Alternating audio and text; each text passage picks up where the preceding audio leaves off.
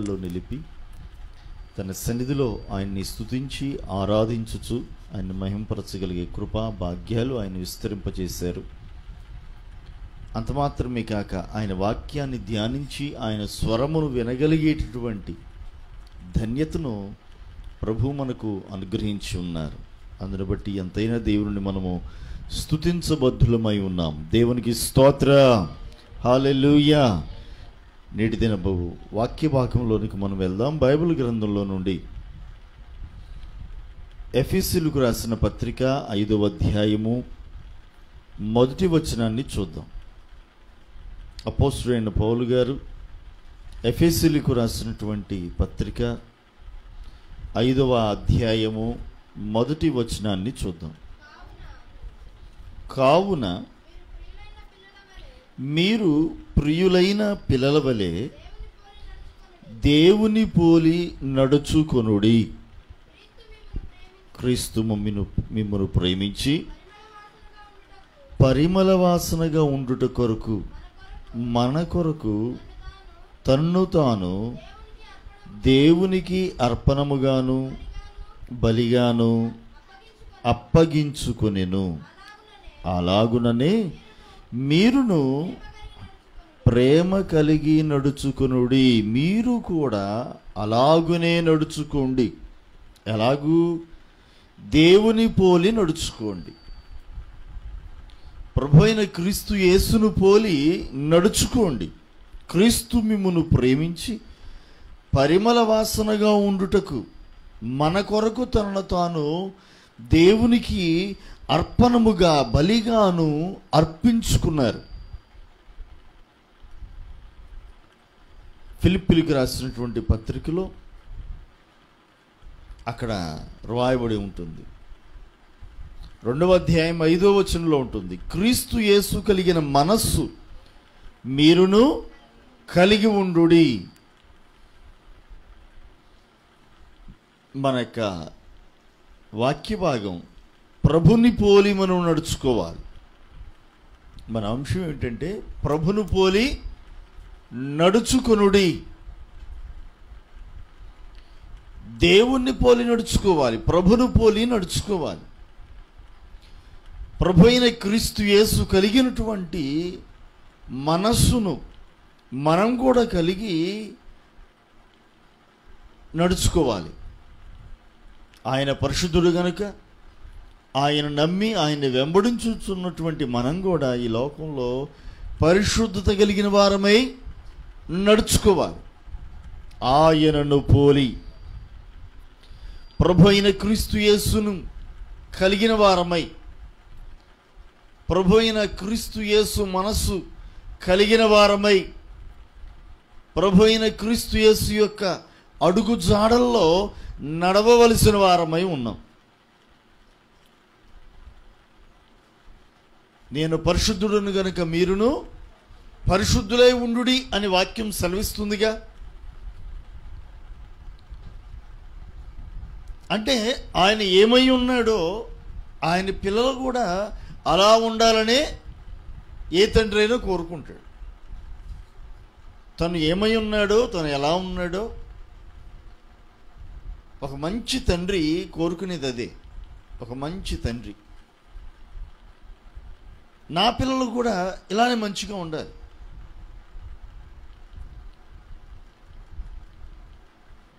ఏ తండ్రి అయినా అదే కోరుకుంటాడు, నా పిల్లలు మంచిగా ఉండాలి. నేను మంచిగా ఉన్నాను, మా భవిష్యత్తు బాగుంది, పర్వాలేదు, దేవుడు మమ్మల్ని దీవించాడు, మా పిల్లలు మాకులాగా ఉండాలి, మాకన్నా మించి దీవించబడాలి. ఒకవేళ మించి ఉన్నా లేకపోతే కనీసం మాకులాగైనా ఉంటే చాలు అని కోరుకుంటారు తప్ప మాకన్నా దరిద్రులు అవ్వాలని, మాకన్నా భేదోలుగా అయిపోవాలని, మాకన్నా తక్కువ వారిగా ఉండాలని ఏ తండ్రి కూడా కోరుకోడు. వ్యాపారం చేసేవాళ్ళు అనుకోండి, తమ ఎదుటివారు తమకు ముందు తమ ప్రక్కన సేమ్ అలాంటి వ్యాపారమే కనుక ప్రారంభిస్తే వాళ్ళు ఎలాని కోరుకుంటారా? మాకులాగే ఉండాలనుకుంటారా? మాకన్నా ఎక్కువ ఉండాలనుకుంటారా? తక్కువ ఉండాలనుకుంటారా? తక్కువ ఉండాలని కోరుకుంటారు.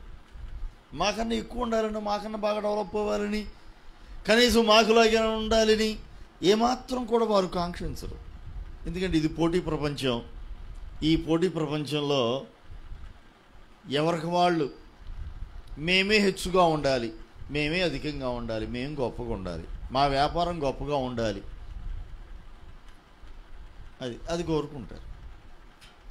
సరే, ఏదేమైనప్పటికీ కూడా ఆత్మ సంబంధంగా మనం ఇక్కడ ఆలోచించవలసిన వారమై ఉన్నాం. ఆత్మ సంబంధమైనటువంటి సంగతుల గురించి పౌలు గారు మాట్లాడుతూ అంటున్నారు కదా, ఎఫెస్సులో ఉన్నటువంటి సంఘంతో ఆయన చెబుతూ అంటాడు కదా, కావున మీరు ప్రియులైన పిల్లల వలె దేవుని పోలి నడుచుకొనుడి. దేవుని పోలి మీరు నడుచుకోవాలి. దేవుని పోలి నడుచుకోగలమా? దేవునికి లాగా మనం ఉండగలమా? మన వల్ల ఇద్దా? ఒక దైవజనుడు ఒక ఉపమానం చెబుతూ అన్నారు కదా, యేసయ్యను ప్రపంచమంతా కూడా కొనియాడుతుంది. ప్రభు అయిన యేసుని ప్రపంచమంతా పరిశుద్ధుడు, గొప్పవాడు, దేవుని కుమారుడు, దేవుడే ఆయన అని కొనియాడుతూ ఉంది కదా. పాస్టర్ గారు, నేను కూడా యేసయ్య అంత గొప్పోడిని అవ్వాలి, యేసయ్యను పోలి నడుచుకోండి అని చెప్పి వాక్యం చెబుతుంది. నేను కూడా ప్రభుని పోలి నడుచుకోవాలి అన్నట్టయితే బాగుండేదేమో. నేను కూడా యేసయ్యను పోలి నడుచుకోవాలండి అంటే నన్ను ఏం చేయమంటారు అని అడిగి ఉన్నట్లయితే ఎంతో బాగుండేదని నేను అనుకుంటున్నా.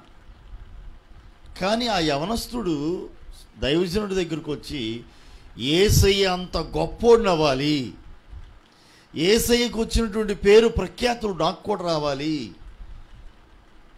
యేసయ్యను ప్రపంచమంతా కొనియాడుతున్నట్లుగా నన్ను కూడా అట్లే కొనియాడాలి, యేసయ్యను దేవుని కుమారుడు అంటున్నట్లుగా నన్ను కూడా దేవుని కుమారుడు అనాలి. అసలు యేసయ్యను దేవుడే అన్నారుగా, అట్టే నన్ను కూడా ఏమనాలి? దేవుడు అనాలి. అందరూ నన్ను పూజించాలి, నన్ను కొలవాలి అంటే నన్ను ఏమంటారు అని వచ్చి అడిగాడు. ఏం పోయే కాలమో ఏమో అన్నట్టుగా, ఏమిట్రా అబ్బాయి, యేసయ్యను పోలి నడుచుకోవాలని అనుకుంటే కనుక ఆ కోరిక కొంచెం సబబుగానే ఉంది. వాక్యం కూడా దానికి అనుమతిస్తుంది, వాక్యం కూడా దాన్ని ఒప్పుకుంటుంది.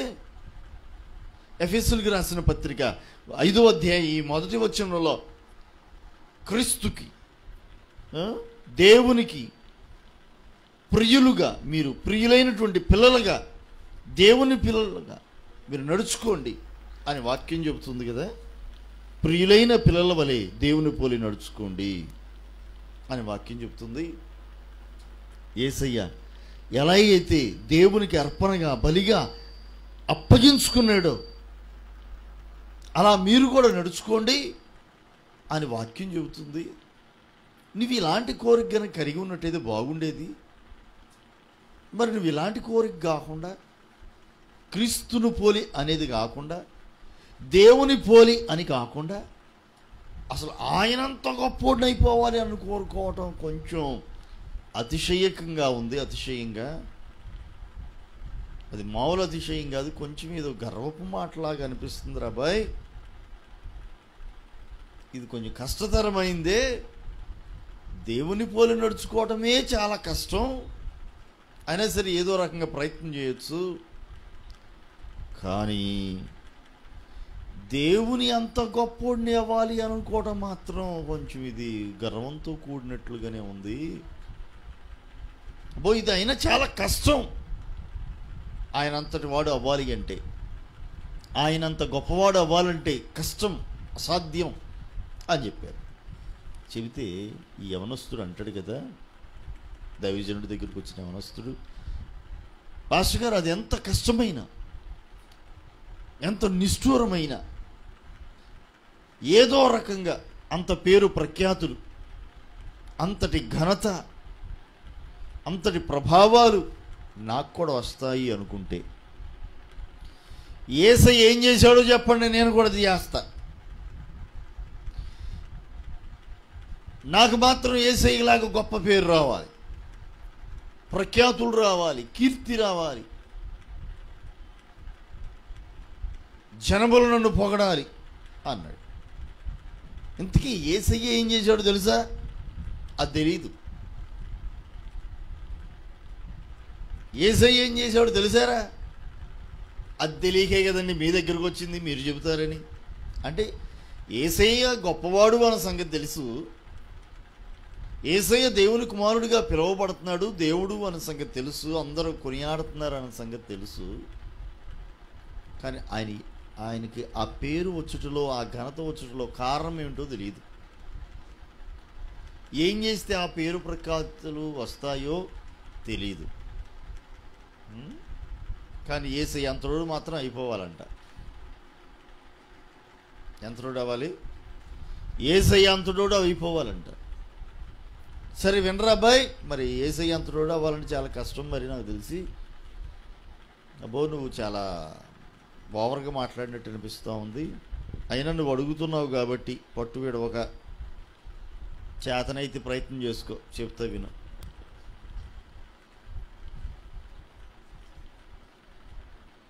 యేసయ్య పరిశుద్ధుడిగా జన్మించాడు. ఆయన జననం పరిశుద్ధమైంది. ఆయన జీవితం పరిశుద్ధమైంది. మొదటి పాయింట్ ఇది. కాబట్టి నువ్వు కూడా పుట్టిందేదో పుట్టావు, పరిశుద్ధంగా బ్రతకాలి. అసలు ఆయన జన్మే పరిశుద్ధం, ఇది సంగతి అన్నాడు. దైవ సేవకుడు చెప్పాడు. ఆ యవనస్తుడు అంటాడు, అయ్యా మరి పుట్టిందేదో పుట్టానుగా,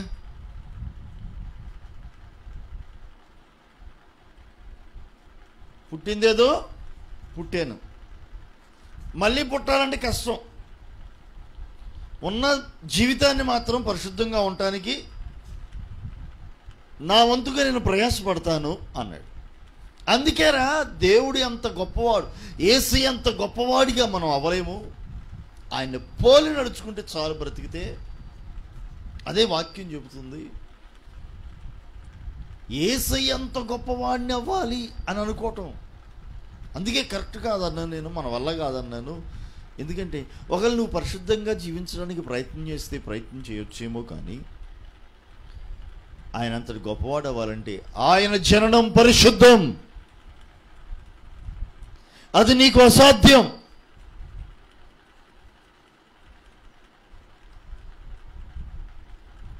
కన్యక గర్భవాసమున ఆయన జన్మించాడు.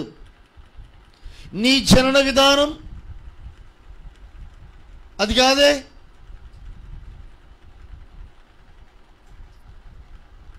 పురుషుని సంతానముగా ఉన్నామే, ఆయన స్త్రీ సంతానంగా ఉన్నాడు. కన్యకకు పుట్టాడు. అందుకే ఆయనంత గొప్పలో అవ్వలేం మనం. ఆయన దేవుని కుమారుడు. పరిశుద్ధాత్మ కార్యము, పరిశుద్ధాత్మ కమ్ము కొనక ఆమె గర్భవతి. పరిశుద్ధాత్మ వలన కలిగిన కార్యం.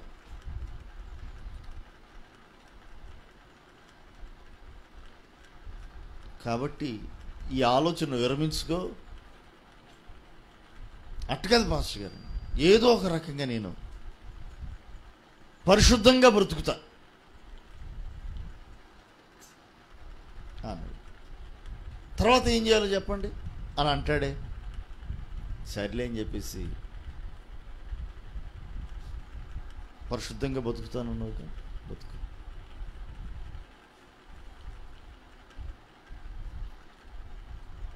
ఆ తదుపరి ఆయన లోకమంతటి కొరకు 3 మేకుల ఆధారంతో సిలువ వేయబడిన వాడే సిలువలో వేలాడుతూ లోకం కొరకు తన ప్రాణమును పెట్టి ఉన్నారు, చనిపోయారు. ఆయన పరిశుద్ధంగా జీవించుట మాత్రమే కాదు, కానీ ఈ లోకం కొరకు లోకం యొక్క పాపం శాపాల నుంచి విడిపించడానికి, పాపపు కట్లు శాపపు కట్లు త్రెంచివేయడానికి యేసయ్య సిలువలో బలియాగమయ్యారు. నువ్వు కూడా అట్లా బలి అవ్వాలరా అన్నారు ఆ సేవకుడు ఆ యవనస్తుడితో. అబ్బో, చాలా కష్టతరంగా ఉందిగా. ఏదో ఒక దెబ్బంటే కొట్టించుకోవచ్చు, నాగటి చాల వల్లే వీపు దున్నబడింది కదా, తలకు ముళ్ళ కిరీటం, అవమానం, నిందలు, గడ్డం పెరికి వేయబడింది, దెబ్బలు, కొరడాలతో దెబ్బలు, ఎంత భయంకరమైన శ్రమ. చివరికి మేకులతో కాళ్ళు చేతులు దిగ్గొట్టి సిలువలో వేలాడదీశారు. ఆ సిలువలో వేలాడుతూ ఆ ఎండ సమయంలో ఆ బాధను భరించుకుంటూ చివరికి ప్రాణమును పెట్టాలి. అమ్మో, అయినా సరే యేసయ్య అంత గొప్పవాడిని అయిపోతానా? ఎట్టొకట కళ్ళు మూసుకొని భరిస్తాను. ఎలాగలాగా పంటి బిగువున ఆ బాధలన్నీ భరిస్తా. ఏ బాధలో? కొరడాలతో కొట్టించుకుంటాడంట, నిందలు భరిస్తాడట, అన్నిటిని తట్టుకుంటాడంట. చివరికి సిలువ మీద మేకులతో, ఆ మేకుల ఆధారంతో ఆ సిలువలో వేలాడటానికి కూడా ఎట్టొకట పంటి బిగువున భరిస్తాను. నా రక్తాన్ని కూడా చెందిస్తా, చనిపోతా లోకం కోసం. యేసయ్య అంత గొప్పవాడిని అయిపోతానా అన్నాడు. ఆగాగు, కంగారు పడికి ఇంకొకటి ఉంది. లోకం కోసం మరణించిన యేసయ్య మూడవ దినాన పునరుద్ధానుడై మరణమును జయించి ఆయన మృత్యుంజయుడై తిరిగి లేచి ఉన్నాడు. దేవునికి స్తోత్రం. మృత్యుంజయుడైన తిరిగి లేచాడు. నువ్వు కూడా అలానే మూడో రోజున మరణాన్ని జయించి మృత్యుంజయుడిగా తిరిగి లేవాలి అన్నాడు. పాస్టర్ గారు, పరిశుద్ధుడిగా బతకమంటే ఎట్టొకట ప్రయత్నం చేసి పరిశుద్ధుడిగా బ్రతకడానికి ప్రయత్నం చేస్తాను,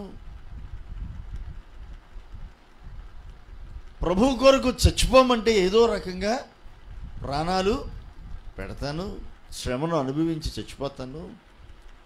చచ్చిపోమంటే చచ్చిపోతాం. మరి మూడవది, చచ్చిపోయిన తర్వాత ప్రాణం పెట్టాక మళ్ళీ ప్రాణం తిరిగి తీసుకొని ప్రాణం మరలా తిరిగి తీసుకోవాలి అంటే మళ్ళీ బతకాలి. మరలా ఎలా బ్రతకగలను? అది నా వల్ల కాదే. పరిశుద్ధుడిగా బ్రతకమంటే ఎట్లో గట్ట బ్రతుకుతా, చచ్చిపోమంటే ఎట్టో గట్ట బాధను భరించుకుంటూ మూలుక్కుంటూనో ముక్కుకుంటూనో ప్రాణం పెడతా, చచ్చిపోతా. చచ్చిపోయేంతవరకే ఇక బాధ, చచ్చిపోతే ఇక బాధ ఏమి ఉండదుగా, చచ్చిపోతా. ఎట్ట కూడా చచ్చిపోమంటే చచ్చిపోతా. తిరిగి మళ్ళీ బతకాలంటే ఏం బతికానండి, ఇది ఎట్లా సాధ్యం అన్నాడు. ఇది ఎలాగూ సాధ్యం, ఇది నా చేతిలో లేదుగా, ఇది ఎలాగూ సాధ్యం, తిరిగి అట్ట బతుకుతామండి అన్నాడంట యవనస్తుడు. అందుకేరా అబ్బాయి, యేసయ్యకు వలె యేసయ్యను పోలి నడుచుకోమని వాక్యం చెప్తుంది, దేవుని పోలి నడుచుకోమని, పరిశుద్ధంగా ఉండమని చెప్తుంది. నువ్వు అంతవరకు బతికితే చాలు, ఆ తర్వాత తిరిగి లేవటమో లేవకపోవడం సంగతి ఆయన చూసుకుంటాడు. నువ్వు చేయాల్సింది ఆయన పరిశుద్ధుడు కనుక నీవు కూడా పరిశుద్ధంగా ఉండు, ఆయన పోలి నీవు నడుచుకో, ఆయన పోలి నీవు బ్రతుకు చాలు అని వాక్యం చెప్తుంది. అంతవరకు నేర్చుకొని అంతవరకు నమ్మకంగా విశ్వాసంతో ఆయన్ని వెంబడించుకుంటూ నడువు. అంతే తప్ప యేసయ్య అంతటి నేను గొప్పోడిని అయిపోవాలి, ప్రజలందరూ కూడా నాకు పూజలు చేయాలి, పునస్కారాలు చేయాలి, నన్ను ఆరాధించాలి, నేను కూడా యేసయ్య అంత గొప్ప దేవుణ్ణి అయిపోవాలి అనుకోవటం అది నీ మూర్ఖత్వం, అది నీ గర్వం. యేసయ్య అంతటి వారం మనం అవలేమో అన్నది అందుకోసమేరా. ప్రాణం పెట్టమంటే పెడతాం, కానీ తిరిగి మనం ఏం తీసుకోగలమండి? మన చేతన అయిద్దా?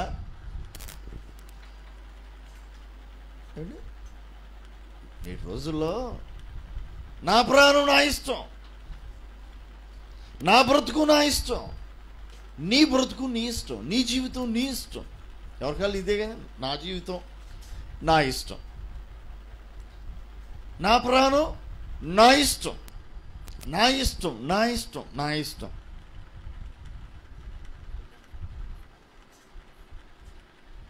నా ప్రాణం నా జీవితం.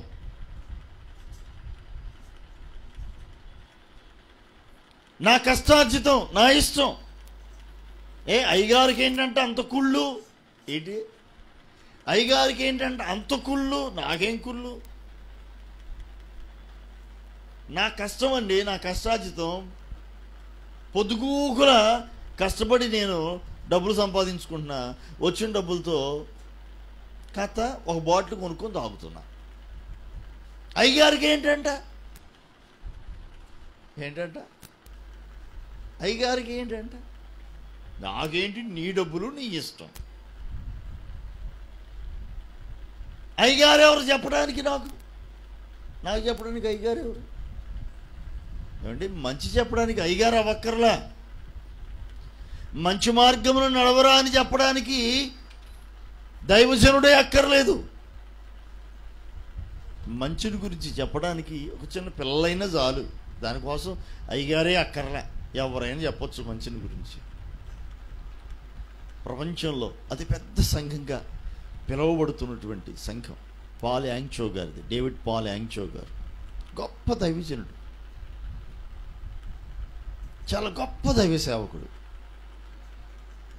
ఆయన అంత గొప్ప దైవజనుడికి ఈరోజు పిలువబడుతున్నాడు. ఆయన రక్షణలోకి నడిపించిన వ్యక్తి ఎవరో తెలుసా? ఒక సండే స్కూల్ పాప. నమ్మగలరా మీరు? ఆయన రక్షణలోకి నడిపించింది, దేవుని సన్నిధికి నడిపించింది, దేవుని పరిచయం చేసింది ఆయనకు ఒక సండే స్కూల్ పాప. అనారోగ్యంతో చావు బ్రతుకుల మధ్యలో ఉంటే అంకులు ఒకసారి మా చర్చికి రావచ్చు కదా, మా పాస్టర్ గారితో ప్రార్థన చేయించుకోవచ్చు కదా, దేవుణ్ణి నమ్ముకోవచ్చు కదా, యేసయ్య బాగు చేస్తాడంట, యేసయ్య స్వస్థపరుస్తాడంట, మీరు కూడా వస్తే మీ రోగం తగ్గిద్దంటగా అని చెప్పింది. ఇష్టం లేకపోయినా సరే చూద్దాం, అన్ని ప్రయత్నాలు చేసాం కదా అని ఆ చిన్న పాప యొక్క మాట విని, ఆ సండే స్కూల్ పాప యొక్క మాట విని ఆయన పాల్ యాంగ్చో గారు దేవుని సన్నిధికి రావటం జరిగింది. మొట్టమొదటిసారిగా ఆ రీతిగా ఆయన దేవుని సన్నిధికి వచ్చారు. దేవుడు ఆశ్చర్యంగా ఆయన ముట్టి స్వస్థపరిచారు. స్వస్థత పొందుకున్న తర్వాత నమ్మకంగా దేవుణ్ణి వెంబడించడం ప్రారంభించాడు ఆయన. ఆ తదుపరి దినాల్లో ప్రభు తన సేవ కొరకు ఆయన్ని ఎన్నుకొని పిలిచి ఘనమైనటువంటి సేవను అప్పగిస్తే నమ్మకంగా ఆ పరిచర్యను జరిగిస్తూ ఉన్నారు ఆయన.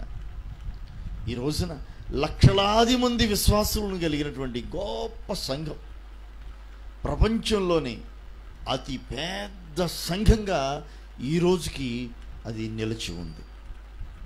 ప్రపంచంలోని అతిపెద్ద సంఘం. దేవునికి మహిమ కలుగునుగాక. ఎవరైనా ఊహించగలరా? పాల్ యాంగ్చో గారిని మార్చింది ఈమె, దేవుని సన్నిధికి నడిపించింది ఈమె, ఈ చిన్న పాప. ఇప్పుడు ఆమె కూడా పెద్దదైపోయి వృద్ధురాలు అయిపోయి ఉంటుంది. ఎందుకంటే ఆయనకి 80 సంవత్సరాలు పై చిలుకున్నాయి. ఆమెకు ఒక 50, 60, 70 సంవత్సరాలు వచ్చి ఉంటాయి ఆమెకు కూడా.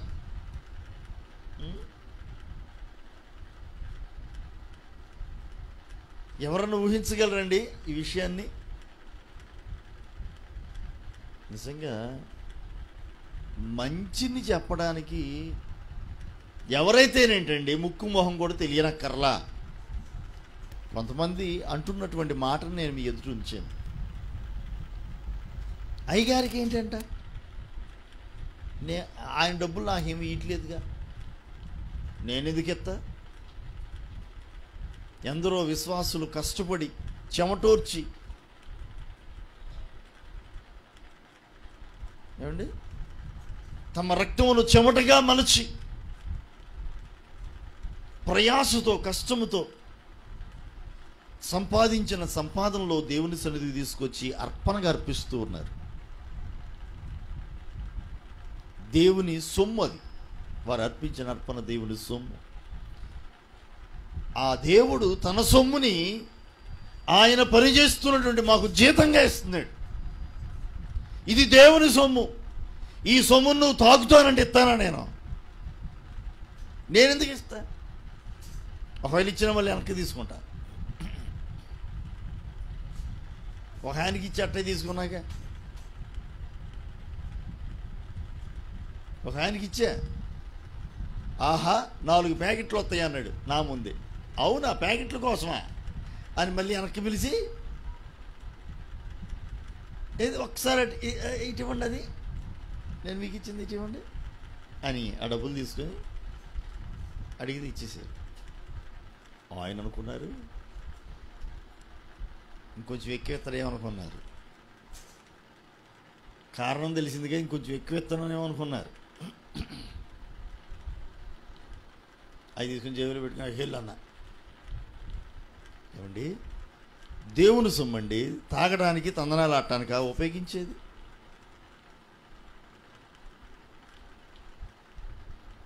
తర్వాత ఎంత బతిలాడినా ఇవ్వాల.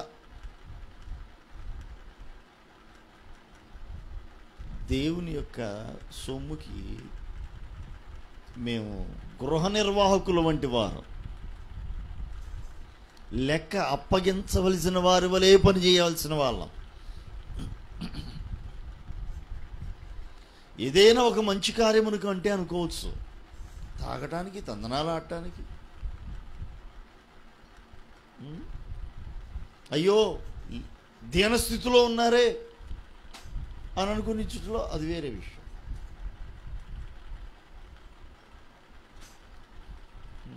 తాగడానికంట మొత్తానికి అట జరిగింది. ప్రియమైనటువంటి దేవుని పిల్లలారా, ఒక మంచి పని చేయడానికి, ఒక మంచి మాట చెప్పడానికి దానికి వయసుతో నిమిత్తం ఏమి లేదు. చిన్నపిల్లడా, పెద్దోడా, ఆడపిల్లల, మగపిల్లల, సేవకుడా, విశ్వాస కూడా అవ్వక్కర్లా ఒక మంచి పని మంచి చెప్పడానికి. ఒక అన్యుడు చెప్పినా అది మంచిదైతే పాటించడంలో తప్పు లేదు. తప్పేముంది మంచి చేయటంలో? దైవ సేవకులం కాబట్టి బాధ్యతగా ఆత్మ సంబంధంగా దైవీకమైనటువంటి సంగతుల గురించి బోధిస్తూ ఉంటాం. మేము చెప్పింది మీకు కష్టంగా ఉన్నప్పుడు, వినుడుకు కష్టంగా ఉన్నప్పుడు, పాటించడానికి కష్టంగా ఉన్నప్పుడు, అది నువ్వెవరో చెప్పడానికి అని అనిపించినప్పుడు దానికి మేము చేయగలిగింది ఏముంది? దేవుని మాటగా చెప్తున్నాం. ఒక్కొక్కసారి హెచ్చరిస్తూ ఉంటాం. దేవుని పోలి నడుచుకోండి, పరిశుద్ధంగా ఉండండి, మంచి నడవడికను కలిగి ఉండండి, ఒక మంచి మార్గంలో నడవండి, ఇరుకు మార్గంలో ఇరుకు ద్వారం గుండా ప్రవేశించి నడవండి అని చెప్తున్నాం. ప్రభువు చెప్పారు, పండు తినొద్దు అన్నాడు. నేను తింటానని తినింది. ఎవరికి నష్టం? ఎవరు నష్టపోయారు? లోతు భార్యతో, ఆయన పిల్లలతో ప్రభువు చెప్పాడు వెనుతిరిగి చూడొద్దు అని. చూశారు, ఎవరు నష్టపోయారు? ప్రభువు చెప్పాడు లోతుతో, అదిగో దూర ప్రాంతంలో కనబడుతుంది, ఆ పర్వతం మీదకి వెళ్ళి దాక్కోండి అన్నాడు. ప్రభా అంత దూరం వెళ్ళలేను ఆయన, నడవలేనయ్యా, ముసలోడినయ్యా, అసలే మోకాలు నొప్పులు ప్రభా, ఇదిగో దగ్గరలో ఒక చిన్న కొండ ఉంది, గట్టు ఉంది, ఈ గట్టు మీద దాక్కుంటాం, ఇక్కడ ఉంటాం అయ్యా అన్నాడు. పోరా పో, ఏడో చోట్లే అన్నాడు. వెళ్ళాడు. దేవుడు చూపించిన దగ్గరికి వెళ్ళినట్టు అది బాగుండేదేమో. వీడు కోరుకున్నాడు, వెళ్ళి దాక్కున్నాడు. ఏమైంది? వెళ్ళి అక్కడ నివసించాడు. ఏమైంది? తన జీవితం నాశనం చేసుకున్నాడు, 2 పిల్లల జీవితం నాశనం చేసేసుకున్నాడు. దేవుడు చెప్పాడు వెనక్కి తిరిగి చూడొద్దంటే లోతు భార్య వెనక్కి తిరిగి చూసింది, తన జీవితం నాశనం అయిపోయింది. ఎవరు బాధ్యులు? ఇందుకు దేవుడా బాధ్యుడు? కాదే. ఆయన నా మేలు కోరి, నా క్షేమాన్ని కోరి నాకు చెప్తున్నాడు, నేను నడుచుకుంటే నాకు క్షేమం.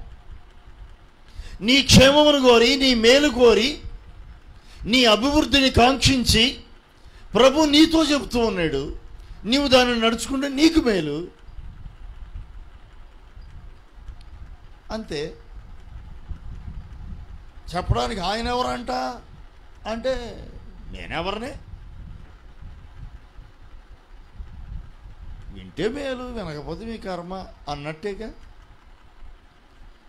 వాక్యం మాత్రం చెప్తుంది, దేవుడు మాతో చెప్పాడు, వారు వినినను వినకపోయినను నువ్వు చెప్పాల్సింది ఏదో నువ్వు చెప్పు అన్నాడు. కాబట్టి చెప్పవలసిన బాధ్యత ప్రభువు మా భుజాల మీద ఉంచాడు, చెప్పాల్సినటువంటి మాటలు మా నోట ఉంచాడు. కాబట్టి దైవ సేవకులుగా దేవుడు చెప్పమన్న ప్రతి మాటను మేము చెబుతూ ఉంటాం. అయ్యగారులు అట్టే చెప్తారులే, అయ్యగారులు చెప్పాల్సింది అయ్యగారులు చెప్తారు, మనం చేయాల్సింది మనం చేయటమే అని అనుకున్నావే అనుకో. తీర్పు అనేది ఒకటి ఉంది. ఆ తీర్పు రోజున లెక్క అడుగుతాడు, డొక్క చించుతాడు. మేము మాత్రం నిందారాహితులం అవుతాం, ఇందు విషయమై మేము నిర్దోషులం అవుతాం, మా చేతులు కడుక్కుంటాం. దేవునికి స్తోత్రం. ప్రియమైనటువంటి దేవుని పిల్లలారా, మంచి అనేది చెప్పుటలో ఎవరైతే ఏమైంది, ప్రభును పోలి నడుచుకోవాలి. వాక్యం సెలవిస్తుంది. దైవజనుడు చెబుతూ ఉన్నాడు ఆ యవనస్తుడితో, ప్రభుని పోలి నడుచుకో, చాలు రబ్బాయ్. దేవుడు ఎంత గొప్పవాడు అవ్వాలంటే సామాన్యమైన విషయమా? ఆయనకిలాగా పరిశుద్ధంగా జీవించాలంటే ఏదో కష్టం, ఏదో రకంగా భరించుకుంటూ పరిశుద్ధంగా ఉండడానికి ప్రయత్నం చేయొచ్చు. ప్రభుకు వలె మరణించాలంటే ఏదో రకంగా మరణించవచ్చు. తిరిగి లేవంటే మన వల్ల ఏమైంది? మనకుగా లేవలేం, ప్రభువు లేపితే తప్ప. ప్రభువే లేపవలసి ఉంది. తనను వెంబడించిన వారిని నిశ్చయముగా ఆయన లేపుతాడు, సజీవులుగా చేస్తాడు, నిత్య జీవమునికి తీసుకెళ్తాడు. పాపులైన వారిని లేపుతాడు. వారు లేచేది ఎందుకోసం? తీర్పు కొరకు, నరకం కోసం. ఏది ఏమైనప్పటికీ కూడా మనముగా మనం లేవలేము, ప్రభువు లేపితే తప్ప. ఇది మన చేతిలోనిది కాదు. మనం చేయగలిగింది ఏంటంటే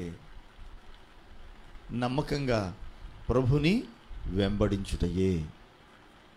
అక్కడ రాయబడింది, మనం చదివినటువంటి లేఖన భాగాల్లో దేవుణ్ణి పోలి నడుచుకోవాలి. ఒకసారి చదవండి. ఎఫెసీయులకు రాసిన పత్రిక 5వ అధ్యాయం 1వ వచనంలో, మీరు ప్రియులైన పిల్లల వలె దేవుని పోలి నడుచుకునుడి, క్రీస్తు మిమ్మును ప్రేమించి పరిమళ వాసనగా ఉండుటకు మన కొరకు తనను తాను దేవునికి అర్పణగాను బలిగాను అర్పించుకొనెను. మన కొరకు ఆయన అర్పణగా బలిగా అర్పించుకున్నాడు.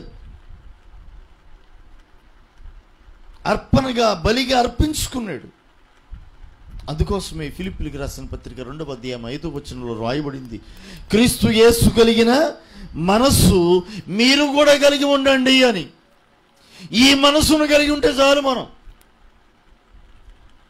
ప్రభు కొరకు అర్పణగా, పౌలు గారు అంటారు, పానార్పణముగా నేను పోయబడుచున్నాను అంటాడు. సజీవ యాగముగా మిమ్మల్ని మీరు ప్రభునికి అర్పించుకొనుడి. ఎలాగోట? సజీవ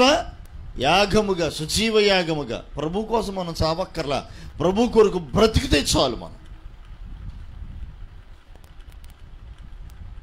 ప్రభు కొరకు బ్రతకడమే కష్టం తెలుసా? చావటం పెద్ద గొప్ప ఏం కాదు, ప్రభు కొరకు బ్రతుకుటే గొప్ప భాగ్యం.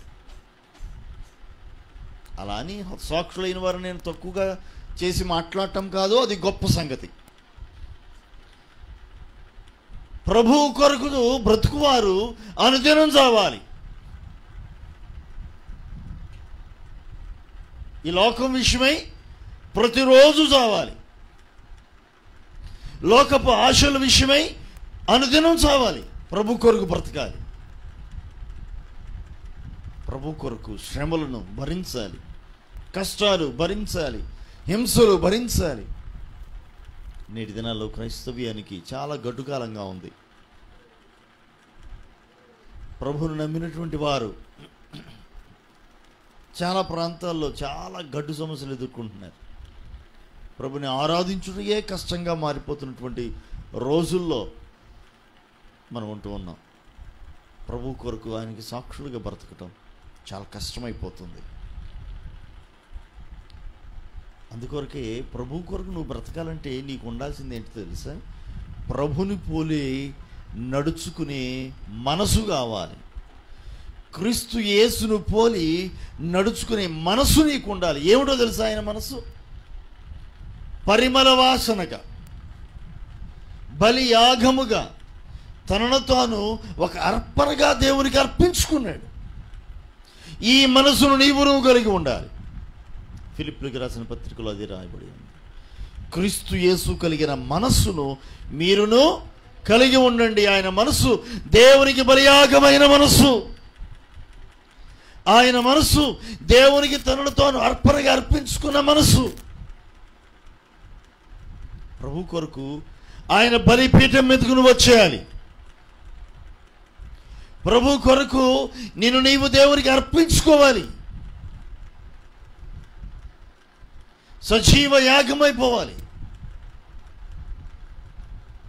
నా ఇష్టం అంటే కుదరదు. చాలామంది నా ఇష్టం ఇందాక అన్నాను చూసారా? నా డబ్బు నా ఇష్టం. కొంతమంది నా జీవితం, నా ప్రాణం నా ఇష్టం, నేను సంపాదించిన కిరసనాయలు నా ఇష్టం, నేను కొనుక్కున్న చీర నా ఇష్టం,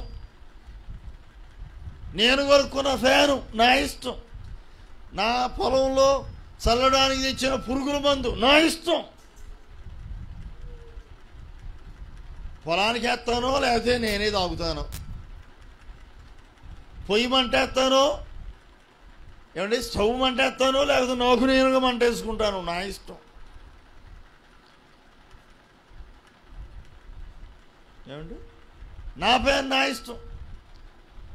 ఫ్యాన్ని పైన ఎలాడదీస్తాను, ఫ్యాన్కి నేను ఎలాడతాను. నా ఇష్టం. ఫ్యాన్ కొనుక్కుంది నీ ఇష్టమే, కొనుక్కున్నావు కాదంట్లా. ఫ్యాన్ని ఆ హుక్కి ఎలాడదీసి అది తిరుగుతూ ఉండగా దాని గాలి ద్వారా మనం కొంచెం సేద తీరడానికి ఫ్యాను, పనిమాల ఫ్యాన్ కొనుక్కొని ఎలాడదీసింది మనం ఎలాడటానుగా.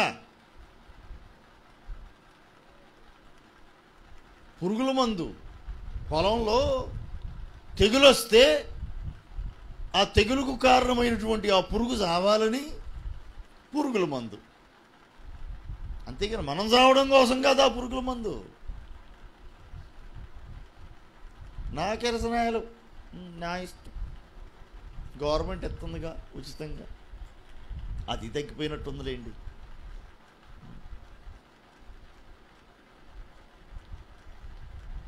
అది దీపం వెలిగించుకోవడానికి మొదట్లో ఇచ్చింది. ఆ తర్వాత కిరసనాయిల స్టవ్లు అన్నం కూర వండుకోవడానికి అన్నట్టుగా. ఇప్పుడు కిరసనాయిలని దీపాలకి ఎవరు ఉపయోగిస్తున్నారండి? ఎక్కడుంది కదా? అది కూడా నల్ల బజారులోకి వెళ్ళిపోతుంది, బ్లాక్ మార్కెట్లోకి. దేనికి ఉపయోగిస్తున్నారో దేనికి ఉపయోగించట్లేదు. మొత్తానికి పొయ్యి మంటేయడానికి మాత్రం ఉపయోగిస్తూ ఉంటారు. సహజంగా అన్నం కూరలు వండుకోవడానికి ఉపయోగించుకుంటూ ఉంటారు. ఇప్పుడు గ్యాస్ వచ్చేసింది, గ్యాస్ స్టవ్లు కనెక్షన్లు కూడా ఫ్రీగా ఇచ్చేస్తున్నారు లేని వాళ్ళకి. గ్యాస్ వాడకం అధికమైపోయింది. ఇంచుమించుగా కిరసనాయిల్ స్టవ్లన్నీ తగ్గిపోయినాయి వాడకాలు. పొలాలతో వంట వండుకోవడం కూడా చాలా తగ్గిపోయింది. గ్యాస్ ఎక్కడ చూసినా gas current, gas current, gas current. మొత్తానికి ఇది వచ్చేసింది. అందుకోసం ఇప్పుడు మరి కిరసనాయిల్ని దేనికి ఉపయోగించాలి ఆలోచించి కొంతమంది ఏం చేస్తారు, నా కిరసనాయిలు నా ఇష్టం. భలేగా ఉందండి, కిరసనాలతో పనే ఉంది, ట్రెండ్ మార్చేస్తాం, మేము కూడా టెక్నాలజీ మారిపోయింది కదా అని గ్యాస్ స్టవ్ లైన్లో పెట్టుకుంటున్నారు కొంతమంది. నీవు నీ సొత్తు కాదు, దేవుని వాక్యం చాలా స్పష్టంగా చెప్తుంది. నీవు విలువ పెట్టి కొనబడిన వ్యక్తివి. నా ఇష్టం అంటానికి కుదరదు. నీ ఇష్టం వచ్చినట్టు ప్రాణం తీసుకోవడానికి కుదరదు. వాక్యం ఒప్పుకోవట్లా, దేవుడు ఒప్పుకోవట్లా. ప్రభువు మనలను సాతాను బంధకాల్లో నుండి, సాతాను చెరలో నుండి, శాపపు కాడి నుండి ఆయన మనలను విడిపించాడు. తన ప్రాణమును పెట్టి, తన స్వరక్తమును చెల్లించి, వెలగా తన స్వరక్తాన్ని ప్రాణమును చెల్లించాడు. వెలగా మనల్ని విడిపించాడు, మనల్ని రక్షించాడు. మనం చావాల్సిన పని లేదు. ఇప్పుడు ప్రభువు కొరకు బ్రతకాలి, అది సంగతి. ఎవరి కొరకు బ్రతకాలి? ప్రభువు కొరకు బ్రతకాలి. ఆయన నీ కొరకు మరణించాడు, మనం ఆయన కొరకు బ్రతకడానికి. ఆయన మన కొరకు మరణించాడు, మనము ఆయన కొరకు బ్రతకాలి. అందుకే పౌలు గారు అన్నారు, ఇక నువ్వు జీవించువాడను నేను గాను, నాలోని క్రీస్తే అన్నాడు ఆయన.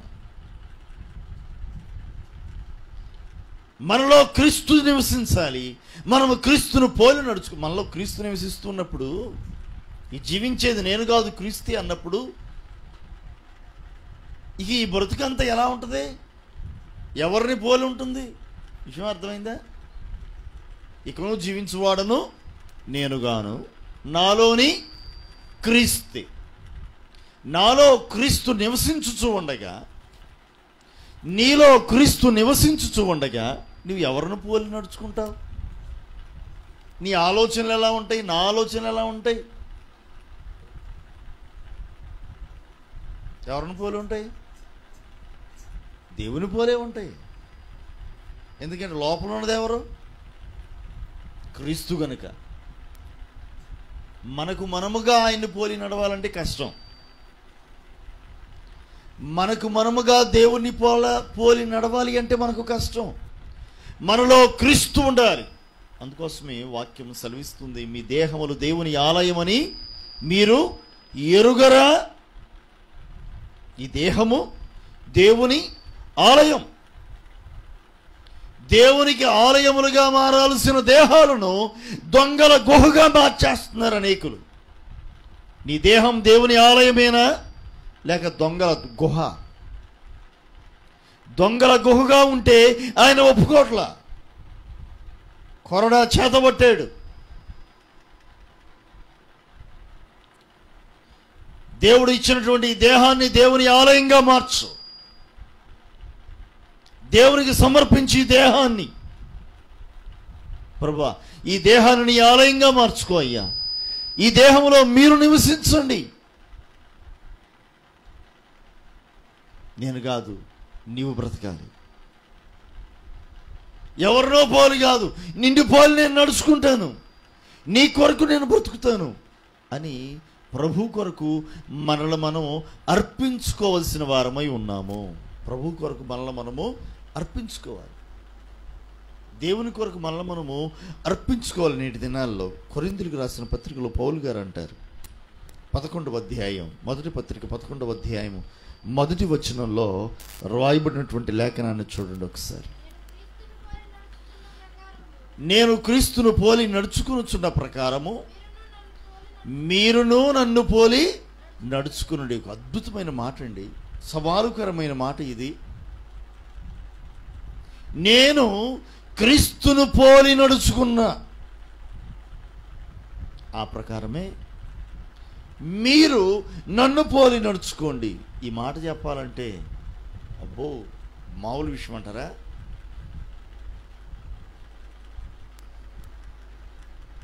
క్రీస్తును పోలి నేను నడుచుకున్న వాక్యం చెబుతుంది, దేవుని పోలి నడుచుకోండి, క్రీస్తు యేసు కలిగిన ఈ మనసును మీరును కలిగి ఉండండి అని వాక్యం చెబుతుంది. ఇప్పుడు పౌలు గారు సాక్ష్యం ఇస్తూ ఉన్నారు, నేను క్రీస్తును పోలి నడుచుకొనుచున్న ప్రకారంగా మీరు నన్ను పోలి నడుచుకోండి. దేర్ఫోర్ క్రీస్తును పోలి, అంతేగా? క్రీస్తును పోలి పౌలు గారు నడుచుకున్నాడు, పౌలు గారిని పోలి మనం నడుచుకోవాలి. అంటే ఇప్పుడు మనం ఎవరిని పోలి నడుచుకున్నట్టు? క్రీస్తును పోలే. ఎందుకంటే ఆయనకి మాదిరి ఎవరో, ఆయన ఎవరు అడుగుజాడలో నడుచుకుంటూ వెళ్ళాడు? నా ముందు కొన్ని అడుగుజాడలు ముందు ఉన్నాయి, కొన్ని గుర్తులు ఉన్నాయి. నేనేం చేశానంటే ఆ అడుగుజాడల్లో నేను అడుగులు వేసుకుంటూ నేను ముందుకు వెళ్ళిపోయా. నేను అన్నాను కదా నా వెనక వచ్చే వాళ్ళతో, ఇదిగో నేను ఎక్కడైతే అడుగు వేశాను మీరు కూడా అక్కడే అడుగు వేసుకుంటూ వెళ్ళండి అన్న. వేరే అటు ఇటు వేయొద్దు, నా అడుగు ఎక్కడ పడుతుందో మీ అడుగు కూడా అక్కడే వేసుకుంటూ వచ్చేయండి. మీరు ఎట్లా వెళ్తున్నారు అని అంటే, ఇదిగో నా ముందు కొన్ని అడుగుజాడలు ఉన్నాయి, నా ముందు కొన్ని అడుగుజాడలు ఉన్నాయి, ఆ అడుగుజాడల్లో నేను అడుగు వేసుకుంటే నేను నడుస్తూ ఉన్నాను, నేను వెళ్తాను. మీరు నా వెనక వస్తున్నారుగా, నేను ఎక్కడ అడుగేసాను మీరు కూడా అక్కడే అడుగేసుకుంటూ వెళ్ళండి, మీరు కూడా రండి అని నా వెనక వచ్చే వాళ్ళతో చెప్తున్నా. అట్లా ముందుకు వెళ్ళిపోతున్నాం గమ్యస్థానం చేరడానికి, గురుని చేరడానికి.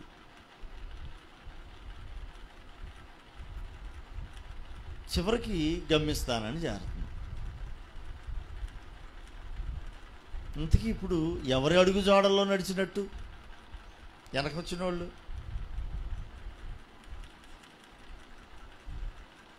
ఫైనల్గా మనకు ముందు నడిచిన యేసయ్య అడుగుజాడలే.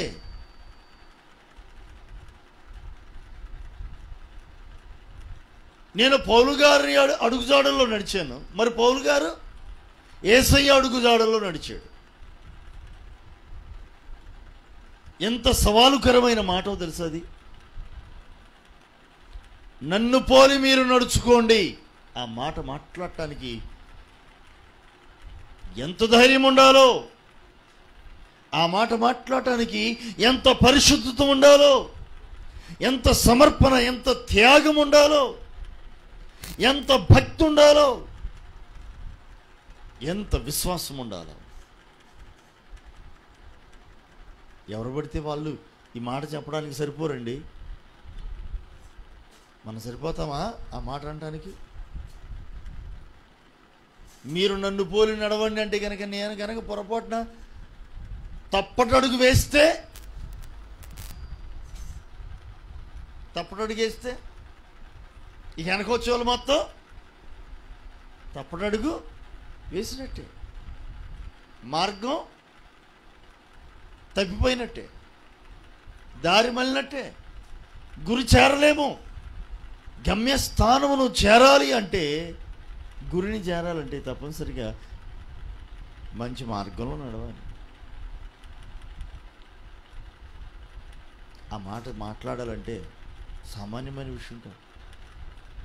ఎంత ఖచ్చితంగా ఉంటే ఆ మాట మాట్లాడాలి. క్రీస్తును పోలి నేను నడుచుకుంటున్నాను, మీరు నన్ను పోలి నడుచుకోండి. పౌలు గారు అన్న మాట సామాన్యమైన మాట కాదు అది. ఎందుకంటే ఏ కొంచెం తేడా ఉన్నా మీకు ఇంతే సంగతులు.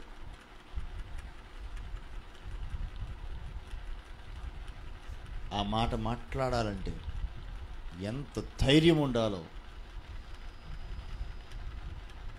ఎంత పరిశుద్ధత, ఎంత భక్తి, ఎంత సమర్పణ. పౌలు గారు అంటారు, నన్ను పోలి మీరు నడుచుకోండి, నేను క్రీస్తును పోలి నడుచుకున్నాను, మీరు నన్ను పోలి నడుచుకోండి అని చెబుతూ ఆయా సంఘాలతో చెబుతున్న సమయాలలో, ఇదిగో నేను మీతో కూడా ఉన్నప్పుడు నేను ఎలా నడుచుకున్నానో మీరు ఎరుగుదురు కదా, నేను ఎలాగూ నడుచుకున్నానో మీరు ఎరుగుదురు కదా అంటాడు ఆయన. నా ప్రవర్తన విషయంలో, నా నోటి మాట విషయంలో, నా క్రియల విషయంలో నేను మీ ఎదుట ఉన్నప్పుడు, నేను మీ యొద్ద ఉన్నప్పుడు నేను ఎలాగూ నడుచుకున్నానో మీరు చూచి ఉన్నారు, మీరు ఎరుగుదురు. కనుక సంఘమా, మీరు నన్ను పోలి నడుచుకోండి, నేను క్రీస్తును పోలి నడుచుకున్నాను, మీరు నన్ను పోలి నడుచుకోండి అన్నాడు. సామాన్యమైనటువంటి మాట కాదు, మీరు నన్ను పోలి నడుచుకోండి. 4:16 కూడా అంటాడు చూడండి.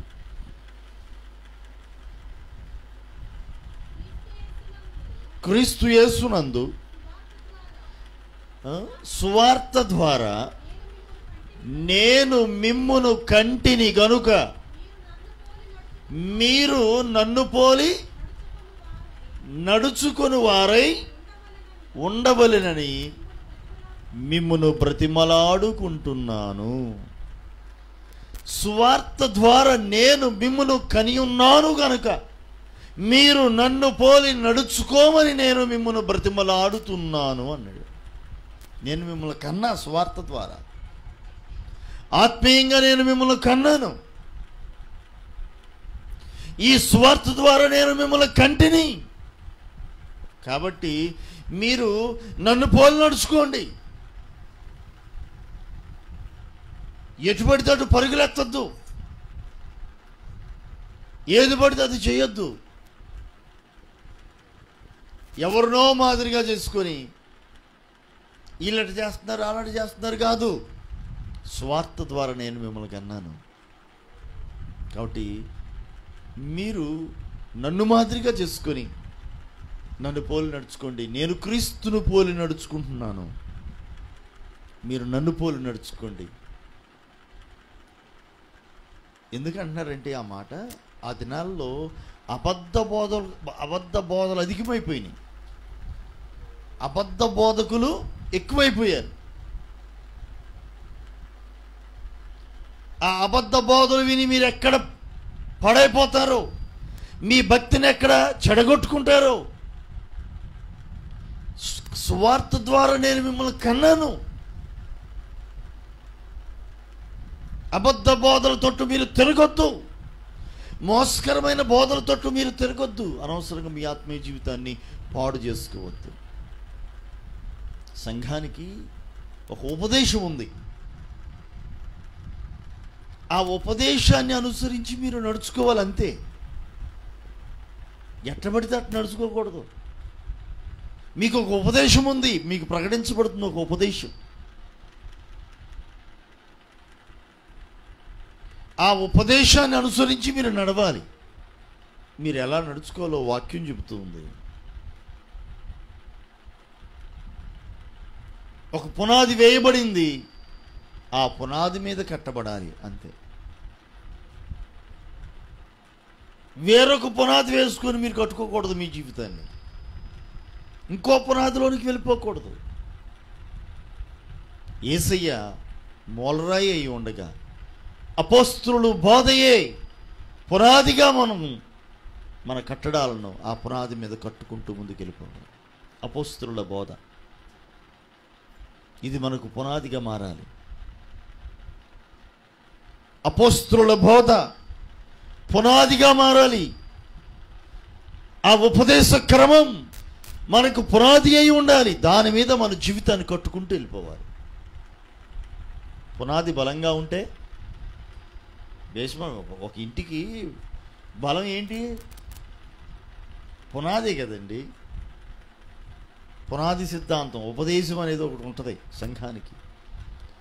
ఆ ఉపదేశాన్ని అనుసరించి నడుచుకోవాలి. నీ ఇష్టం వచ్చినట్టు నడవకూడదు. కొంతమంది అంటారు, మరి ఆ పాస్టర్ గారు ఇట్లా చేయట్లేదు కదండి, ఆ పాస్టర్ గారు అట్లా చేయొచ్చు అంటున్నారుగా, ఇట్లా చేయొచ్చు అంటున్నారుగా. నువ్వు వాళ్ళెళ్ళకెళ్ళి చూడాలి.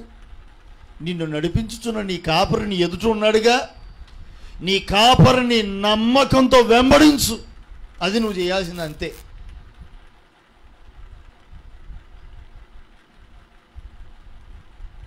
ఏం చేయాలి?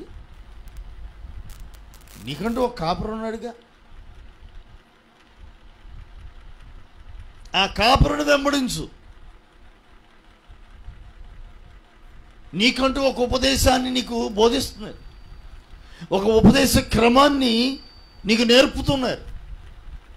ఆ ఉపదేశ క్రమాన్ని నువ్వు పాటించు. లేనిపోని బాధలు ఎందుకు?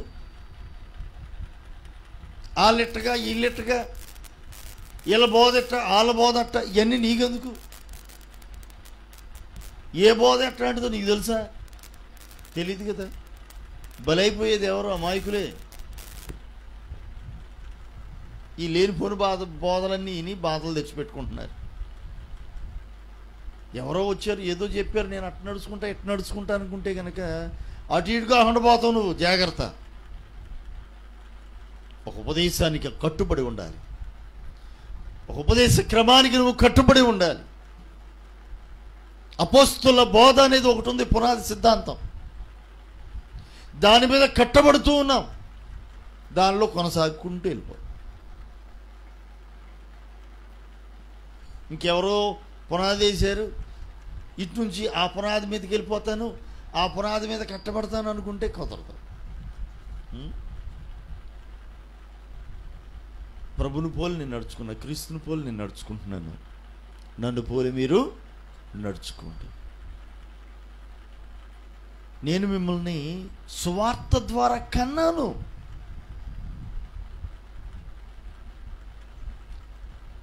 కాబట్టి మీరు నన్ను పోలి నడుచుకోండి అన్నాడు. సువార్త ద్వారా కంటిని. మీ కొరకు కన్నీరు కారుస్తున్నాను, మీ కొరకు నిరంతరము జ్ఞాపకం చేసుకుంటున్నాను ప్రార్థనల యందు. మీ క్షేమం కొరకు, మీ అభివృద్ధిని కాంక్షించి మీ కొరకే కన్నీరు కార్చుచు మీ క్షేమాభివృద్ధిని కాంక్షించుతున్న వ్యక్తిని అందుకొరకు ప్రయాసపడుతూ ఉన్నాను. మీరు నన్ను పోలి నడుచుకోండి, నా అడుగుజాడలు, నా బోధను విని నడుచుకోండి అని అంటూ కొంతమంది వెనుదిరిగిపోయిన వాళ్ళు ఉన్నారు. ఈ అబద్ధ బోధలు విని వాళ్ళ విషయంలో మీరు ఎంత త్వరగా తిరిగిపోతారని నేను అనుకోలేదు. మీరు ఎంత త్వరగా పడిపోతారని నేను అనుకోలేదు అని ఎంతో వేదనతో మాట్లాడుతూ ఉంటారు పౌలు గారు. ప్రియమైనటువంటి దేవుని పిల్లలారా, నేటి దినాల్లో మీరు ఎవరిని పోలి నడుచుకుంటున్నారు? ప్రియ సంఘమా, మీరు ఎవరిని పోలి నడుచుకుంటున్నారు? ఈ లైవ్ ద్వారా చూస్తున్నటువంటి వారులారా, మీరు ఎవరిని పోలి నడుచుకుంటున్నారు? ఇదిగో నీకు ముందుగా నీ దైవజనుడు నడుస్తూ ఉన్నాడు. ఒక ఉపదేశం, ఒక పునాది, ఒక పద్ధతి, ఒక విధానాన్ని కలిగి నడుచుకుంటున్నాడు. ఆ బోధ వింటున్నారా?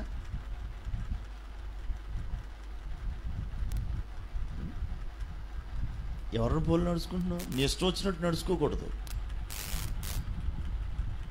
నీ ఇష్టం వచ్చినట్టు అటు ఇటు తిరగకూడదు. నీ కాపరిని వెంబడించు, అది నీకు క్షేమం.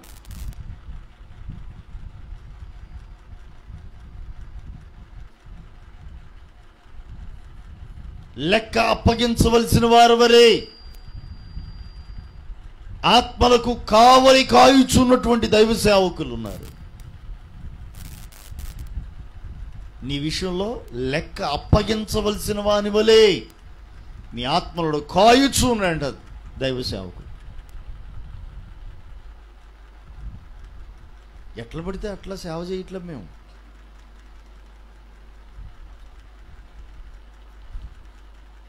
దేవుని ఎదుట మీ ఆత్మలను నిలవబెట్టవలసిన వారిగా మేము పరిచర్య చేస్తున్నాం.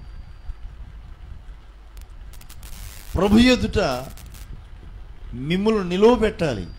సిగ్గుపడనక్కరలేనటువంటి దాసులుగా మీరు ప్రభు ఎదుట నిలవాలి.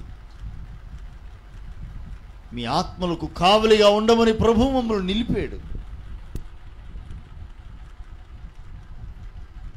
లెక్క అప్పగించవలసిన వారి వలె మేము పనిచేస్తున్నాం. మీరు కూడా సంఘమా, ప్రియమైనటువంటి దేవుని పిల్లలారా, మీరు కూడా ఇదే తాత్పర్యం కలిగి ఉన్నారా? మా దైవజనుడు మా కొరకు భారం కలిగినటువంటి పరిచర్య చేస్తున్నారు, మా కొరకు భారం కలిగి ప్రార్థిస్తున్నారు. భారం కలిగిన దైవజనుడు మా దైవజనుడు అని గుర్తించగలిగారా? గుర్తించగలిగితే దేవునికి స్తోత్రం, మేము ధన్యులమే, కాస్త ఒడ్డున పడిన వాళ్ళమే. కొంతమంది ఉంటారండి, వలలో చిక్కుతారు, కొమ్ములు వేసుకొని. ఏం వేసుకొని చెప్పండి? కొమ్ములు వేసుకొని వలలో చిక్కుతారు. ఈ కొమ్ములు అటు ఆలన పొడవా, ఇటు ఈలన పొడవా. విచిత్రమైన సంగతి, యేసయ్య వలవైపు ఉన్నప్పుడు పేతురు గారు వలేశారు. 158 గొప్ప చేపలు పడినాయట. వల లాగుతుంటే వల ఎక్కడ పిగిలిపోతుందో అన్న అంత పరిస్థితి. అంత గొప్ప చేపల రాశి దొరికింది. కానీ వల మాత్రం చిరిగిపోలా, వల మాత్రం పిగిలిపోలా. విస్తారమైన చేపలే,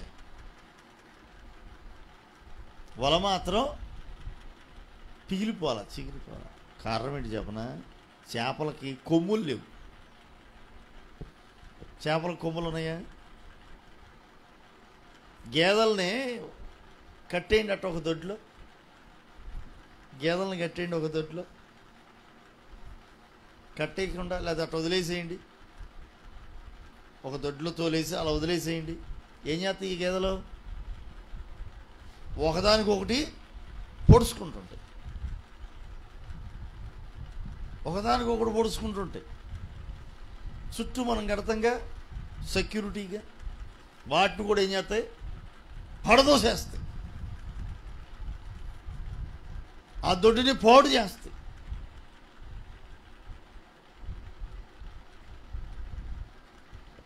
ఈ చేపలు వలన అలా చేయలే, వలలో చిక్కాయి, మెదలకుండా ఉన్నాయి. వలలో చిక్కినాయి ఎట్లున్నాయి? మెదలకుండా ఉన్నాయి తప్ప ఈ చేపలు నా పక్కకి ఎందుకు వచ్చాను, దీన్ని పొడవలా, ఆ పక్కకి వెళ్ళి ఆ చేపను పొడవలా. పొడుచుకున్నాయండి చేపలు. ఎక్కడన్నా ఏమ్మా దివ్య పొడుచుకున్నాయి చేపలు ఏమన్నా? ఆ డబ్బాలో పెట్టారు కమ్మా, డబ్బాలో పెట్టారు కదా చేపలు. పొడుచుకున్న దాఖలాలు ఉన్నాయా? చూసారా? ఏడి జోయలేడి మాయం. ఇన్ని చేపలు పట్టారో. మన వర్షాలకు తీసుకొచ్చి డబ్బాలో వేసారు, చాలా చేపలు డబ్బా నిండా. పొడుచుకున్నాయా? డబ్బా పగల్లా, చక్కగా అవి ఉన్నాయి.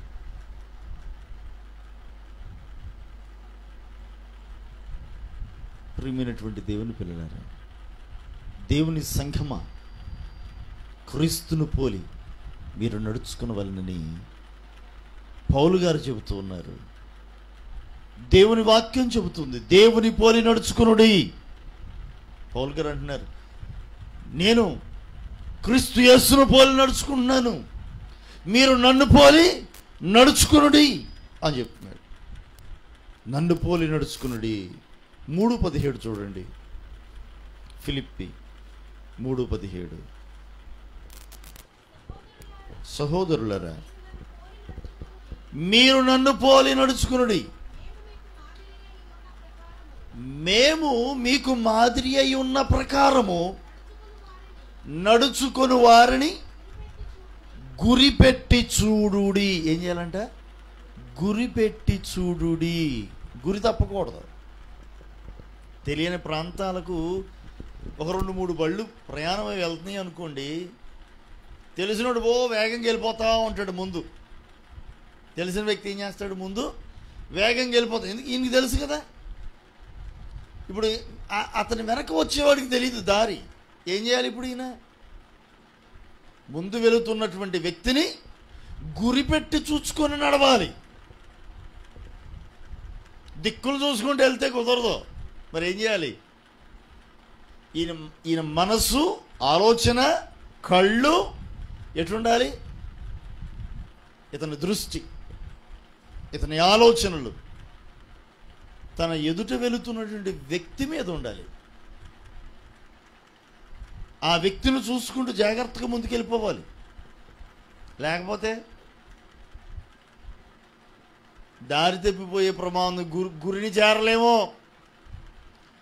మనకేమో తెలియదు కదా. తెలియని వాళ్ళం ఏం చేయాలి? మన ముందు వెళుతున్నారు, క్రీస్తును పోలి నడుచుకుని ముందు నడుచుతున్న వాళ్ళు ఉన్నారు. వారిని మాదిరిగా తీసుకొని గురిపెట్టి చూడాలట, జాగ్రత్తగా చూసుకుంటూ. ఎవరిని పడితే వాళ్ళని గురిపెట్టుకొని చూడమంటలా. ఎవరిని పడితే వాళ్ళని గురిపెట్టుకొని చూస్తే కానీ మన జీవితం నాశనమే.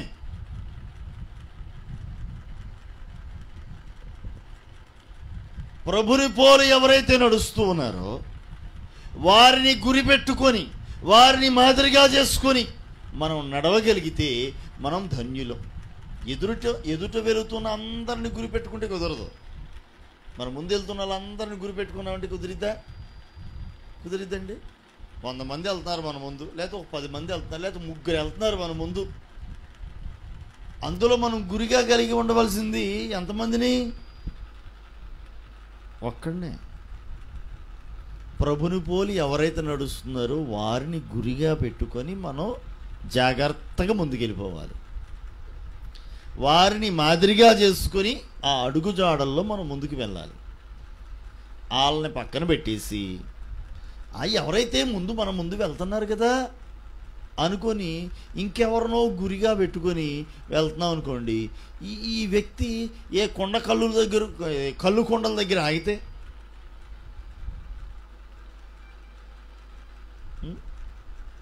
ఏ వైన్ షాప్ దగ్గర ఆగితే, ఇప్పుడు వీళ్ళు కూడా ఎక్కడ ఆగుతారండి? నాకు తెలిసిన పాస్టర్ గారు ఒక ఆయన ఉన్నాడు, చెప్పుకోవడానికి సిగ్గుచేటు, చెప్పకూడదు, చాలా బాధాకరమైన విషయం. ఇలాంటి వారు కూడా ఉంటారా? కానీ సందర్భం కాబట్టి చెబుతూ ఉన్నాను. చెప్పడానికి సిగ్గుగా ఉంది కానీ తప్పట్ల. ఎవరిని పడితే వారిని పోలి మీరు నడవద్దు. ఎవరిని పడితే వారిని మాదిరిగా చేసుకుని నడవద్దు. క్రీస్తును పోలి ఎవరైతే నడుస్తున్నారో వారిని మాదిరిగా చేసుకొని వారిని మీ ఎదుట గురిగా ఉంచుకొని మీరు నడవండి. ఇది వాక్యం చెప్తుంది. ఒక ఆయన ఉన్నాడు, ఆయన నాటుసారా కాస్తే అందులో మొదటి గ్లాసు దేవుడిది కాబట్టి తీసుకురండి. ఏంటిది? సారా మొదటిదంట, దేవుడిదంట. తీసుకురండి. ఈయనకి మొదటి బాటిల్ ఎవరికి? పాస్టర్ గారికి. చిచ్చి, ఎంత దౌర్భాగ్యమైన బతుకు. అంతే, చక్కగా తాగి ప్రశాంతంగా పడుకుంటాడు. ఇప్పుడు ఆ సంఘం ఎలా ఉంటుందో మీరు చెప్పండి. ఇప్పుడు ఆయన్ని పోలి నడవాలి. ఇప్పుడు ఆ సంఘం ఎవరిని పోలి నడవాలి? మా పాస్టర్ గారు అండి, మా పాస్టర్ గారు నడిచినట్టు నడుస్తాం. నడువురా నడు. ఆడనే చూసినాడు, ఆడు తాగిపోతాడు, నువ్వేమవుతావు? నువ్వు తాగిపోతావు. అలాంటి వాడిని గురిగా పెట్టుకోమల్లా. అంతేనండి. ఇంకో పాస్టర్ గారు, నేను పాస్టర్ గారిని రా,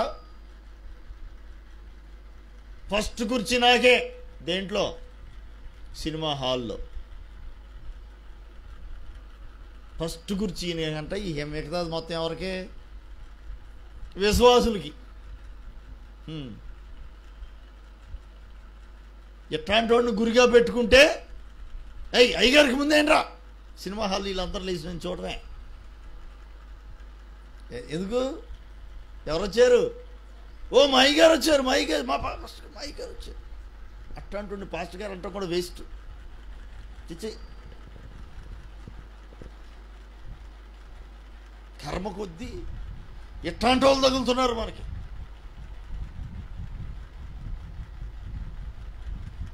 ఇప్పుడు ఆ సినిమా హాల్లోకి ఈ అయ్యగారు అడుగు పెట్టగానే ఇక మొత్తం లేచి నుంచోని, అయ్యగారు అంటే ఎంత గౌరవమో, మా మాదిరి, మాకు మాదిరి. అయ్యగారు రండి అయ్యా, మీకోసమే రిజర్వేషను, మీకోసం సీట్ ఉంచాం, కూర్చోండి, ముందు మీరు కూర్చున్నాకే మేము అని ఆయన కూర్చోబెట్టాక అప్పుడు ప్రశాంతంగా వీళ్ళందరూ వెనక చక్కగా కూర్చో. అయ్యగారికి కనపడతా, అయ్యగారికి అడ్డం వచ్చేది ఎవర్రా, కూర్చోండి. ఎంత దౌర్భాగ్యమైనటువంటి బ్రతుకండి. ఇలాంటి వాళ్ళని గురుగా పెట్టుకోమంది దేవుడు. ఇలాంటి వారిని గురుగా పెట్టుకోమని వాక్యం చెప్పట్ల. క్రీస్తుని పోలి ఎవరైతే నడుస్తూ ఉన్నారో అట్టి వారిని మాదిరిగా పెట్టుకోండి. సేవకుడు వ్యభిచారం అనుకోండి, ఇప్పుడు ఆ సంఘం చెప్పండి, ఇప్పుడు తప్పేంటండి? మా అయ్యగారికే ఉన్నారు ముగ్గురు, ఒకరు కాదు, ఇద్దరు కాదు, ముచ్చటగా 3 ఇల్లు, పెద్ద ఇల్లు, చిన్న ఇల్లు, మధ్యలో ఇంకోటి ఉంది నడిపిల్లు. నడిపి మన వాళ్ళు పిలిచేది ఇంటికి నడిపి. ఎంత సిగ్గు చేయటండి. ఇప్పుడు ఆ సంఘానికి ఇప్పుడు ఏం మాదిరి చెప్పండి? ఇట్టి వారిని మాదిరిగా పెట్టుకోమంటలా. ఇలాంటి వాళ్ళని మాదిరిగా పెట్టుకుంటే మన బ్రతుకులు కూడా అలానే అవుతాయి.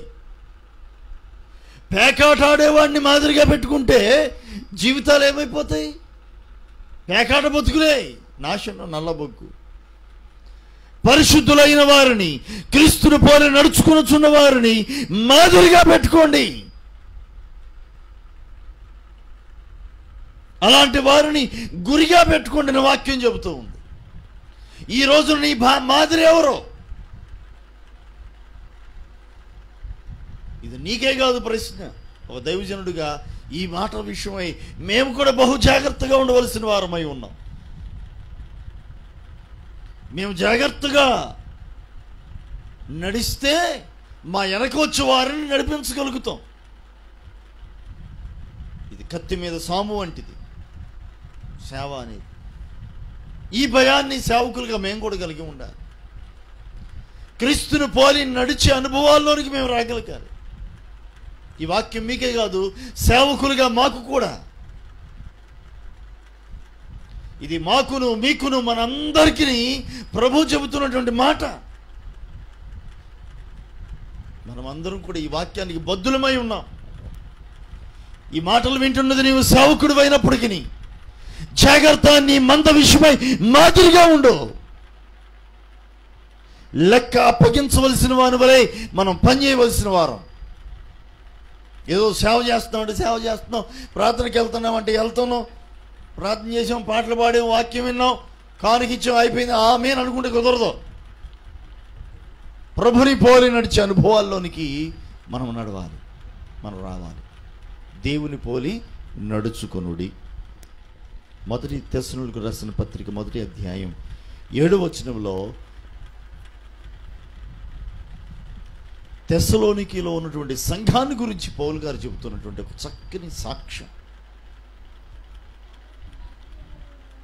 కాబట్టి మాసిదోనియలోను అకయలోను విశ్వాసులందరికీ మాదిరి అయితిరి. మాదిరి అయితిరి. ఎవరెవరికంట?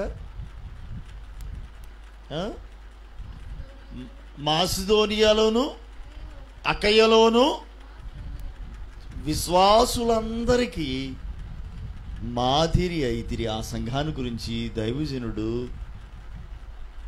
ఎంత గొప్ప అతిశయంతో సంతోషంతో చెప్తున్నాడు కదా. ఓ తెస్సలోనికలో ఉన్న సంఘమా, మీరు మాదిరి అయితిరి. అదే పత్రికలో 2:14 కూడా చూడండి.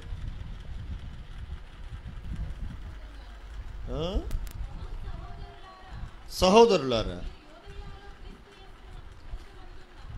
యోదయలో క్రీస్తు యేసునందున్న దేవుని సంఘములను పోలి నడుచుకొనిన వారైతిరి. దేవునికి స్తోత్రం. యోదయలో ఉన్నటువంటి దేవుని సంఘాలను పోలి నడుచుకున్నారట.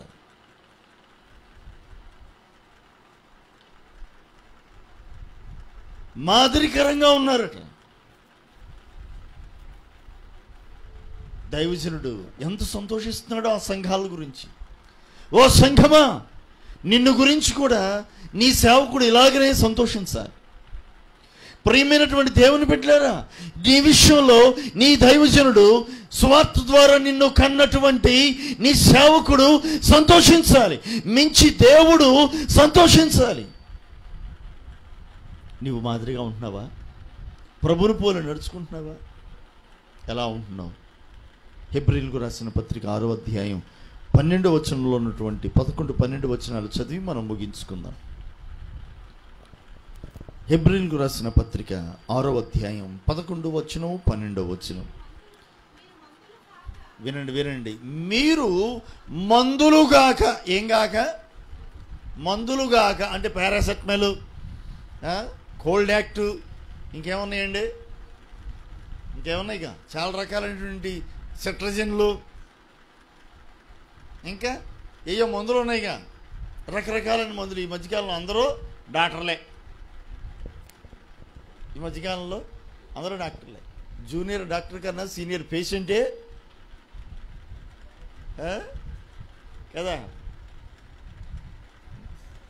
జూనియర్ డాక్టర్ కన్నా సీనియర్ పేషెంట్కి మందుల సంగతి బాగా తెలుస్తుంది. వీళ్ళే వైద్యం బాగా చేస్తారంట.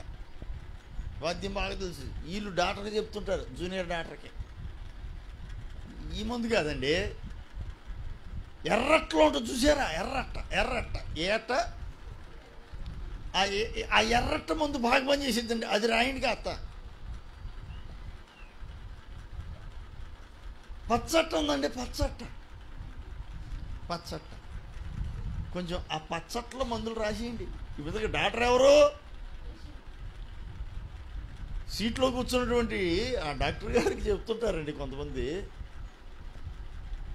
ఎర్రట్లో మందులు రాయండి, పచ్చట్లో రాయండి, తెల్లట్లోది రాయండి.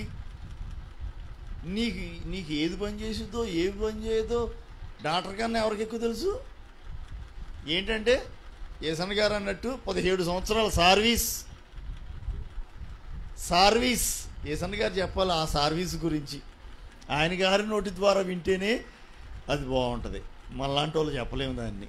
ఆ సర్వీస్ గురించి ఒక ఆమెకి చుట్టదాగే అలవాటు. ఏసన్ గారు చుట్టదాగడం ఆపమ్మా, మానేయమ్మా. అయ్యారు ఏసన్ గారు 17 సంవత్సరాల సర్వీస్ అండి నాకు అందంట ఆ ముసలామ. ఎన్ని సంవత్సరాల సర్వీసు? ఏసన్ గారు చెప్పాలి. అసలు కడుపుబ్బ నవ్వుతుంది. 17 సంవత్సరాల సర్వీస్ అట. ఎప్పుడో ఒకసారి విన్నా ఆ వాక్యం ఏంటి సర్వీస్. అంటే ఈ మందులు వాడకంలో ఎర్రట్ట, నల్లట్ట, తెల్లట్ట, పచ్చట్లో ఈ వాడటానికి ఎన్ని సంవత్సరాల సర్వీసు? 10 సంవత్సరాల సర్వీసు ఆమెకి. డాక్టర్ గారు మీరు కొత్త డాక్టర్ గారు లాగున్నారు. ఇంతకుముందున్న డాక్టర్ గారు ఎర్రట్ట ఇచ్చేవాళ్ళు. ఇది కాదండి ఎర్రట్ట. ఇదివరకు డాక్టర్ గారు అది ఇచ్చారు, అది బాగా పనిచేసింది, చక్కగా నిద్రపట్టింది. ఇప్పుడు డాక్టర్ గారికి బాగు చేస్తున్నారు వీళ్ళు. డాక్టర్ గారికి ఏం చేస్తున్నారు? బాధ చేస్తున్నారు, ఆయనకు నేర్పుతున్నారు ప్రాక్టీస్, ఏ మందులు రాయాలో ఏ మందులు రాయకూడదు. ప్రియమైన దేవుని పిల్లలారా, పరిస్థితులు అయ్యానమాట అట్టున్నాయి. అలాగాక అన్నట్టు వాక్యం చెప్తుంది, మందులుగాక అంటే ఈ మందుల గురించి ఇక్కడ చెప్పబడలేదు. కొంతమంది చెప్తారు ఈ మందుల గురించి చెప్తారు, మందులుగాక మీరు మందులకు ట్యాబ్లెట్ లాగా ఉండదు. నోవాహు అట్లు చేసాను, అట్లు చేయటం నోవాహు కూడా వచ్చు. ఏమనుకున్నారు ఏంటో మీరేంటో చేస్తున్నారు. కానీ నోవాహు అట్లు చేసాను, మీరేదో ఈరోజు మినపట్లు వేస్తున్నారు, కానీ ఈరోజు ఏదో మీరు ఇంకేంటి పెసరట్లు వేస్తున్నారు. కానీ ఇప్పుడేంటండి ఈ అట్లు నోవాహు కాలంలో కూడా అట్లున్నాయి అని చెప్పే సేవకులు కూడా లేకపోలేదండి. ఇన్నోళ్ళు కూడా బలి దొరుకుతారు, అలా కట్టనే వింటారు. వాళ్ళు పాపం ఏం చేస్తారు, చెప్పేవాడికి ఇన్నోళ్ళలోకి అన్నట్టు వాళ్ళు చెబుతున్నారు, వీళ్ళు వింటున్నారు. ఓ నిజమే కావచ్చు, అట్లు వేయటం, అట్టు వేరు తర్వాత దోశ వేరు అంటారు. మరి అదేంటో ఇదేంటో, దోశ అట్టు, మీరేదో దోశ అని కొత్త పేరు పెట్టారు. కానీ అట్లేనండి, అవి కూడా నోవా కాలంలో కూడా ఉన్నాయి. కాబట్టి మీరు చూడండి, నోవాహు అట్లు చేసిను, ఇంట్లో ఎంతమంది ఉన్నారు అంతమందికి అట్లు ఆయన వేసేవాడు. ఈరోజు నువ్వేంటే నోవాహు కూడా చక్కగా ఎంతో అందంగా చూడటానికి మీరేసినా సరే కాస్త అక్కడక్కడ కన్నాలు పడతాయి, అక్కడక్కడ వంకర టెంకర్లు ఉంటాయి, మాడిపోతుంటాయి. కానీ నోవాహు తన భార్యకు, తన ముగ్గురు కుమారులకి, తన యొక్క ముగ్గురు కోడండ్రకి, అంత మాత్రమే కాక ఓడలో ఉన్నటువంటి ఆ పక్షులకి వాటికి కూడా నేర్పేసాడు. అట్లు తింటాం, అట్లేసి పెట్టాడు రోజు. మరి ఏమనుకున్నారు మరి ప్రియమైనటువంటి విశ్వాసులారా, నోవాహు అట్లు చేసేవాడు, దానికి అలవాటు అయిపోయింది. అట్టే హోటల్ పెట్టినట్టున్నాడు, అట్లేసే హోటల్లో స్పెషల్ దోశ. క్రైస్తవ లోకం ఏం పాపం చేసుకుందో ఏమో అర్థం కావట్లా. ఇట్లాంటి సేవకులు కూడా ఉన్నారు. తా అంటే తూదిలీక, వాక్యపు అనుభవం లేక, ఉపదేశ క్రమం ఏంటో ఎరుగుక, బైబిల్ సంఖ్యలో పెట్టుకొని కొంచెం వాక్యం తెలిస్తే తగుదును సుమి నేను కూడా అన్నట్లుగా నేను అయ్యగారిని అని బ్యాగ్ పట్టుకొని బయలుదేరుతుంది. సంఘాన్ని ఏం చేద్దామని, నీ వెనక నడిచేవారిని ఏం చేద్దామని, ఎందుకు ఈ సేవ? ఆత్మను నాశనం చేయడానికి తప్ప.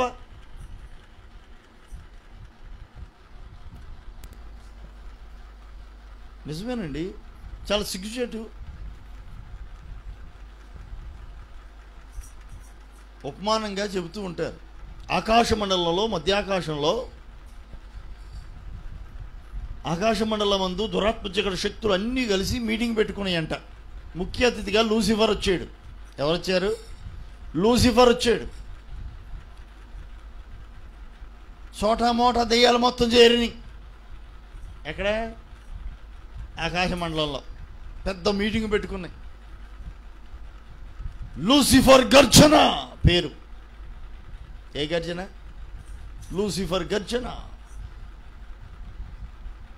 గర్జించు సింహం వలే మనం వెళ్ళాలిగా, అందుకే ఆ పేరు పెట్టుకుని. ఏమని? లూసిఫర్ గర్జన. ఎవరు మిరుగుదునాన్ని గర్జించు సింహం వలే. అపవాది ఏం చేస్తున్నాడండి? తిరుగులాడుతున్నాడు కదా. ఆ గర్జనకి ముందు మీటింగ్ అన్నమాట ఇది. లూసిఫర్ గర్జన టైటిల్. మొత్తం దెయ్యాలు మొత్తం అక్కడ చేరినాయి. భూమి మీద ఒక్క దెయ్యం లేదు, ఒక్క అపవిత్రాత్మ లేదు, మొత్తం అక్కడికి వెళ్ళినాయి. ఈ లోపల ఒక పిల్ల దెయ్యం అందంట, అయ్యా అందరం ఏడే ఉన్నాం, భూలోకంలో ఒక్క దెయ్యం కూడా లేదు, ఒక అపవిత్రాత్మ లేదు, దేన్ని వదలకుండా అందరిని మీటింగ్కి పిలిచారు, అందరూ వచ్చేసారు. అక్కడ చూడండి, భూమి మీద పెద్ద మీటింగ్ కూడా జరుగుతుంది, క్రూసైడ్. మీరు పెట్టక ఈరోజు పెట్టారేంటి అయ్యా మీటింగు? అంత పెద్ద మీటింగ్ జరుగుతుంటే మనం ఇక్కడ ఉంటాం సబబా? వాళ్ళందరూ దేవుని తట్టు తిరగరు, వాళ్ళందరూ రక్షణ పొందరు, వారందరూ మారు మనసు పొందరు. వాళ్ళందరూ దేవుని రాజ్యంలోనికి వెళ్ళిపోరు, చూడండి లక్షలాది మంది కూర్చున్నారు అక్కడ అని చెప్పేసి అందులో ఒక దయ్యం జూనియర్ అపవిత్రపు ఆత్మ, జూనియర్ డేమన్ స్పిరిట్ సీనియర్తో అందంట. వాళ్ళలో కోఆర్డినేటర్లో ఎవరో ఉంటారుగా, వాళ్ళతో ఓ పిచ్చిదానా, నేను అంత పిచ్చోడు అనుకున్నావా? అంత పిచ్చోడిని అయిపోయి ఈ మీటింగ్ పెట్టలా నేను. కరెక్ట్ ఈరోజే ఎందుకు పెట్టానంటే ఇందుకే అక్కడ మీటింగ్ ఉందని ఇక్కడ పెట్టాను. అదేంటి మళ్ళీ అందరూ మరి దేవునితో తిరిగితే రక్షణ పొందితే మారు మనసు పొంది బాప్తిసం తీసుకుంటే ఇంకేమనుందా? ఎందుకు అంత కంగారు? ఆ రోజు ఈ రోజున అక్కడ వాక్యం చెప్పడానికి వచ్చింది ఎవరు అనుకున్నావు? మనోడే. అక్కడ వాక్యం చెప్పేది ఎవరో? ఆ పెద్ద మీటింగ్ జరుగుతుంది క్రూసైడ్. ఆ లక్షలాది మంది విశ్వాసులు చేరారే క్రైస్తవులు. ఆ క్రైస్తవులందరికీ వాక్యం చెప్పాడు ఎవరో తెలుసా? మనోడే. మనమేం కంగారు పడక్కర్లా, అందుకోసం ఈరోజు పెట్టా నేను. ఆడు మనోడే అందంట. ఏంటంట? ఎవడాడు?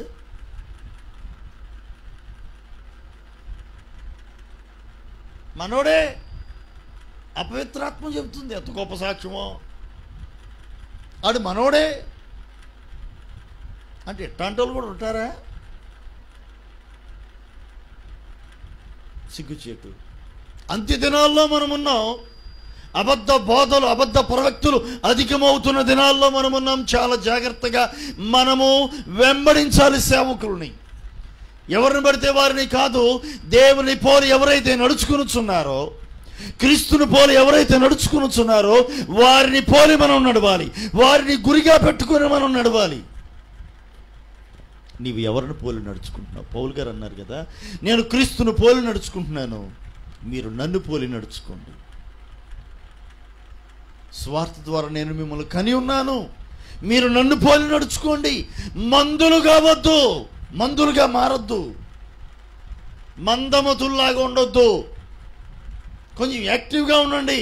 మంచేంటో చెడేంటో వివేచించే జ్ఞానం కలిగి ఉండండి. మీ బుర్రకు పని పెట్టండి. బుర్రకి పని పెట్టండి. ఎటు వెళ్తున్నామని ఆలోచన చేయండి. ఎవరిని వెంబడిస్తున్నామో ఆలోచించండి. మందమతుల్లాగా మారిపోయి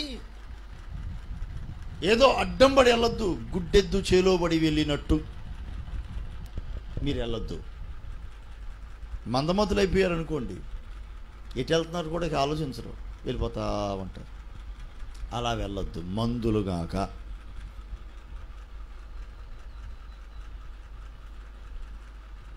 ఆలోచించండి.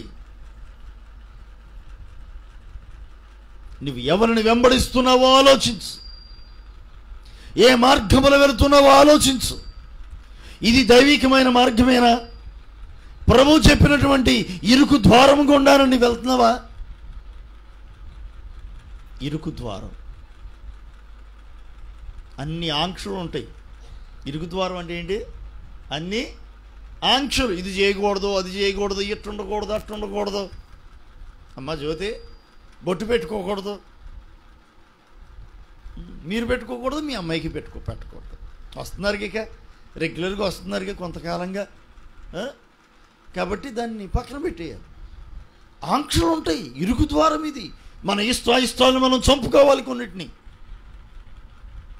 తప్పదు.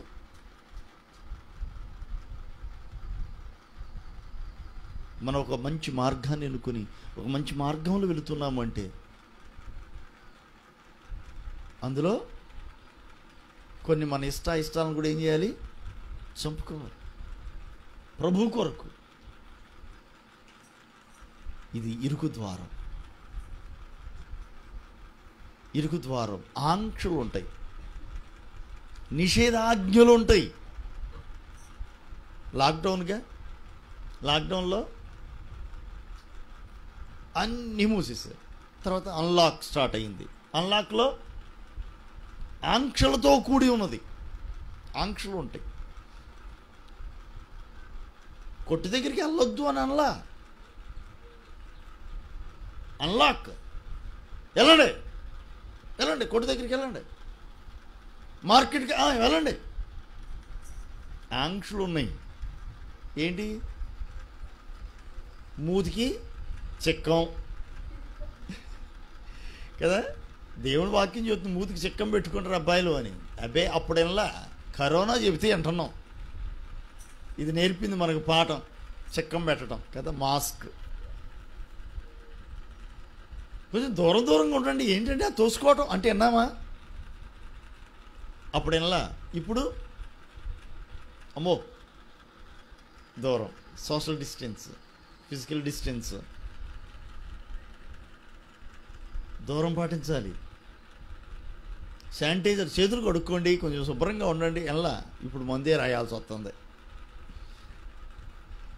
చీమ సిడుక్కుమంటే శానిటైజర్ తీసిరా.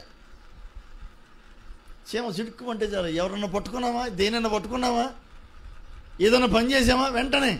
ఇదివరకు నీళ్ళతో కొడుక్కోమంటేనే, సబ్బుతో కొడుక్కోమంటేనే కష్టంగా ఉండేది. ఇప్పుడు శానిటైజర్లు బాటిల్ అయిపోతున్నాయి తప్ప దీనికి ఒక ముగింపు లేదు. నీళ్ళతో చేతులు కడుక్కోమంటేనే కష్టంగా ఉండేది. ఇప్పుడు కదా ఆంక్షలు, అన్లాక్ కదా. అట్లానే ఇరుకు ద్వారం. కొన్ని మన ఇష్టాయిష్టాలను ప్రభు కొరకు విడిచిపెట్టాలి. ఈ బోధలో ఉన్నవా నువ్వు? ఎక్కడ పడితే అక్కడికి వెళ్ళకూడదు, ఏది పడితే అది తినకూడదు, ఏది పడితే అది చేయకూడదు, ఏది పడితే అది చూడకూడదు.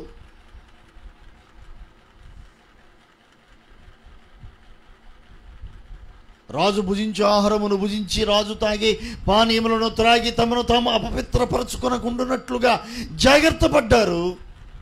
ఎవరు? స్నేహితులు. ఎవరు? దానియేలు అతని యొక్క స్నేహితుడు. అంతే. ఇరుకు ద్వారం. పరిశీలించు నువ్వు ఏ దారిలో వెళ్తున్నావు. ఇరుకు ద్వారంలోనే ఉన్నావా? పర్లేదులేండి, ఏం కదలే పెట్టుకోండి అమ్మా, పెట్టుకో నువ్వు పెట్టుకో, నీ పిల్లలకు పెట్టు, ఇంకెవరైనా వస్తే వాళ్ళకు కూడా పెట్టు. కొన్ని ఫంక్షన్లలో చూస్తూ ఉంటాం, వీళ్ళు పెట్టుకుంది చాలక వచ్చే వాళ్ళకు కూడా రాస్తారు.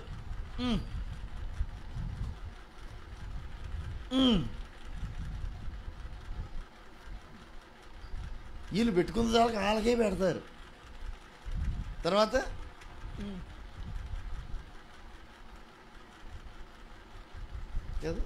పెట్టుకోండి, మీరు పెట్టుకోండి, 10 మందికి పెట్టండి. ఏంటమ్మా, ఏంటి ముగ్గేయండి, తెల్ల ముగ్గేయండి, పసుపుతో కూడా ముగ్గేయండి. కుంకుమ ఏమనుంటే ఎర్రపు రంగు లేదా కారం వేయరాదు, సాల్దా పసుపుతో పాటు కారం కూడా. ఏమండి కొంతమంది వేస్తారు, ముగ్గులు వేస్తారు కదా. ముగ్గు అంటే సహజంగా తెలుసు, తెల్లగా ఉంటుంది, వేసేస్తారు. కొన్ని సందర్భాల్లో దాంతోపాటు పసుపు కూడా వేస్తారు. తెలుసా? నీకేం తెలీదు. పసుపు తెస్తారు, మధ్యలో అక్కడక్కడ కుంకుమ కూడా పెడతారో ఏమో మరి. ఆ ఎరుపు కోసం పసుపుతో పాటు దానికి జోడి ఉంటుంది, సరిజోడి. పసుపు కారం దాన్ని వేయొచ్చుగా, వేసి మధ్యలో కూర్చోండి. ఇప్పుడు చేయకూడదు క్రైస్తవుడు. ఎంత సిగ్గుచేటండి. ఏం కాదులే, ఏంటి నేను విశ్వాసుల గురించి మాట్లాడట్లేదండి. ఈ మాటలు చెప్పేది ఎవరో తెలుసా? కొంతమంది సేవకులే చెబుతున్నారు. ఏం కాదులేండి, ఏం కాదు.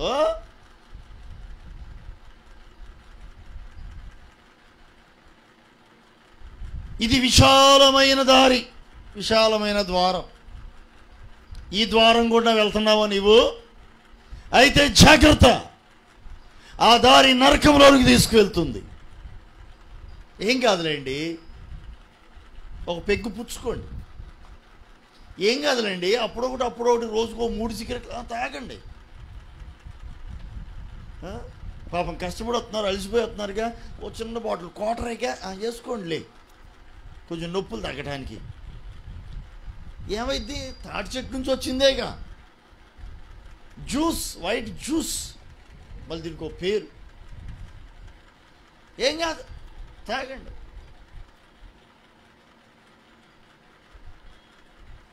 అయితే జాగ్రత్త,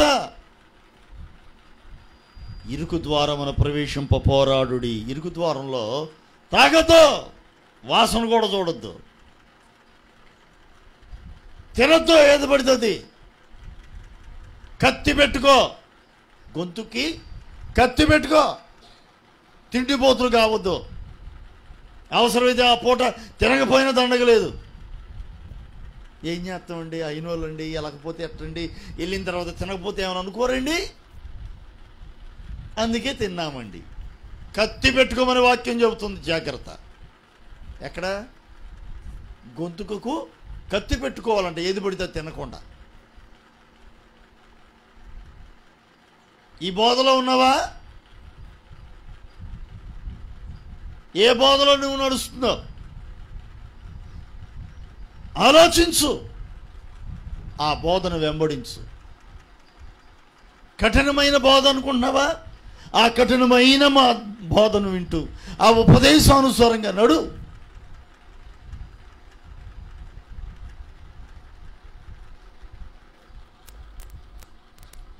ప్రియమైనటువంటి దేవుని పిల్లలారా, ప్రభుని పోలి నడవండి, దేవుని పోలి నడవండి, క్రీస్తును పోలి నడవండి అని వాక్యం చెబుతుంది. పౌలు గారు అన్నారు, నేను క్రీస్తును పోలి నడుచుకున్నాను, మీరు నన్ను పోలి నడుచుకోండి. ఆ పౌలు గారు అంటున్నాడు, ఇదిగో సువార్త వలన నేను మిమ్మల్ని కని ఉన్నాను, మీరు నన్ను పోలి నడుచుకోండి, మీరు నన్ను పోలి నడుచుకోండి. గురి పెట్టండి, గురి పెట్టి చూసి నడవండి. గురి లేని వాళ్ళలాగా నడవద్దు. ఎవరిని పడితే వారిని వెంబడించొద్దు, ఎవరిని పడితే వారిని వెంబడించొద్దు. ప్రభుని పోలి నడిచేవారు కొందరున్నారు, వారి మీద మీ దృష్టి నిలిపి నడవండి. చదవండి ఇప్పుడు. విశ్వాసం చేతను ఓర్పు చేతను వాగ్దానములను స్వతంత్రించుకొని వారిని పోలి నడుచుకొనుడి. ఎవరిని పోలి నడవాలంటే ఇప్పుడు చెప్పండి. మందులు కాక, మందమతులుగా ఉండక, విశ్వాసమును ఓర్పు చేతను వాగ్దానములను స్వతంత్రించుకొని వారిని పోలి నడుచుకోండి. ఎవరిని పోలి నడవాలో వాక్యం చాలా స్పష్టంగా ఉంది. విశ్వాసంతో ఓర్పుతో వాగ్దానములను స్వతంత్రించుకొని ఎవరైతే నడుస్తున్నారో వారిని పోలి నడుచుకోండి. బైబిల్ గ్రంథంలో పరిశుద్ధులైన వారు ఉన్నారు. విశ్వాసమును కాపాడుకుంటూ ఓర్పుతో సహనముతో ప్రభుని వెంబడించుతూ ఉన్నారు. వారు వాగ్దానములను స్వతంత్రించుకొని వారిగా ముందు నడుచుకుంటూ వెళ్తున్నారు. వారిని పోలి వారిని గురిగా పెట్టుకొని మీరు నడవండి. మీ జీవితాలు ధన్యకరంగా మారుతాయి. వారు ప్రభుని పోలి నడిచారు. వీళ్ళందరూ ఎవరిని పోలి నడుచుకున్నారు? ప్రభుని పోలి నడిచారు. కనుక మీరు కూడా చివరికి మెట్టుకు దేవుణ్ణి పోలి నడుచుకొనుడి అని వాక్యం సెలవిస్తుంది. ప్రియమైన దేవుని పిల్లలారా, ఈ మధ్యాహ్నపు వేళలో మళ్ళీ మనం ప్రశ్నించుకుందాం, మనం ఎవరిని పోలి నడుస్తున్నాం? ఏ బోధను అనుసరిస్తుంది? ఏ బోధ పడితే ఆ బోధకు మనం పరుగులెత్తకూడదు. గాలికి కొట్టుకుపోతున్నటువంటి వారిలాగా ఉండకూడదు. మనం గాలి వచ్చింది అనుకోండి, పొట్టు ఎటు పడితే అటు కొట్టుకుపోతుంది. గాలి ఎటు వీస్తే అటు కొట్టుకుపోతూ ఉంటుంది. ఈరోజు అటు వీసిద్ది గాలి, అటు పడమటి దిక్కుకి ఇటు పరిగెత్తుతారు. 4 రోజుల తర్వాత తూర్పు దిక్కుకి వీసిద్ది గాలి, ఇటు వీసిద్ది, ఇటు పరిగెత్తుతారు. ఇంకో 4 రోజులు అయ్యాక ఉత్తరం దిక్కుకి వీసిద్ది, అటు పోవటమే. ఇంకో 4 రోజులు అయ్యాక దక్షిణపు దిక్కుకి వీసిద్ది గాలి, ఇటు పరిగెత్తడమే. వీళ్ళకంటూ స్థిరంగా ఒక పునాది లేదు, స్థిరమైన పునాది ఉండదు. ఎటు పడితే అటు పరిగెత్తటాలే. అలా పరిగెత్తొద్దు. గురి లేని వారిగా పరిగెత్తొద్దు. మీరు గురి కలిగిన వారై క్రీస్తును పోలి విశ్వాసముతో ఓర్పు చేత వాగ్దానములను స్వతంత్రించుకున్న వారిని పోలి, వారిని గురిగా పెట్టుకొని, వారిని మాదిరిగా చేసుకొని మీరు నడవండి అని వాక్యం చెబుతూ ఉంది.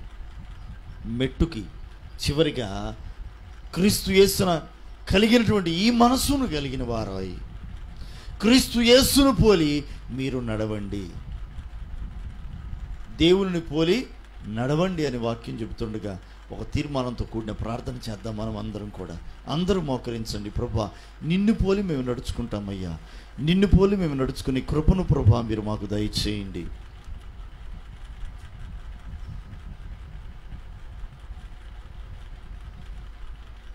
Praise the Lord, praise the Lord, praise the Lord. Hallelujah, hallelujah, హల్లెలూయా.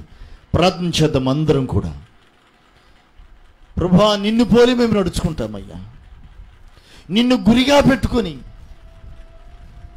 ఎందరైతే నీ మార్గంలో నడిచారో వారిని పోలి మేము నడవటానికి మమ్మల్ని మేము సమర్పించుకుంటున్నాం. యేసయ్యా, మా రక్షకుడా,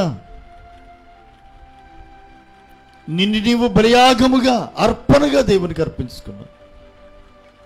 నిన్ను పోలి నడిచే భాగ్యాన్ని మీరు మాకు దయచేయండి. నిన్ను పోలి నడిచే భాగ్యాన్ని ప్రభా మీరు మాకు దయచేయండి. నిన్ను పోలి నేను నడుస్తానయ్యా, నిన్నే గురిగా పెట్టుకొని నడుస్తానయ్యా. విశ్వాసము ఓర్పు చేత వాగ్దానములను స్వతంత్రించుకున్న వారిని పోలి నేను నడుచుకుంటాను. స్వార్థం వలన నన్ను కన్నటువంటి నా సేవకుని పోలి నేను నడుస్తానయ్యా. నా సేవకుణ్ణి మాదిరిగా పెట్టుకొని, మా దైవజనుడిని మాదిరిగా పెట్టుకొని ఆ అడుగుజాడులో నడుస్తాను. మీ కృప నాకు దయచేవా యేసయ్యా, మీ కృప నాకు దయచే. అందుకు మీ సహాయం నాకు కావాలి యేసయ్యా. మందమతిగా నేను ఉండకూడదు, మందులుగా మారకూడదు మేము. మీ కృప మాకు దయచే. నేటి దినాల్లో దేవా, నిన్ను పోలి నడవగలిగే అనుభవాల్లో నన్నును మమ్ములను నిలపండి యేసయ్యా. నీ సేవకునిగా నీవు నిలిపినటువంటి ఒక దైవజనునిగా, నీవు అభిషేకించినటువంటి దైవ సేవకునిగా నన్ను నేను మరలా నీకు అప్పగించుకుంటున్నాను.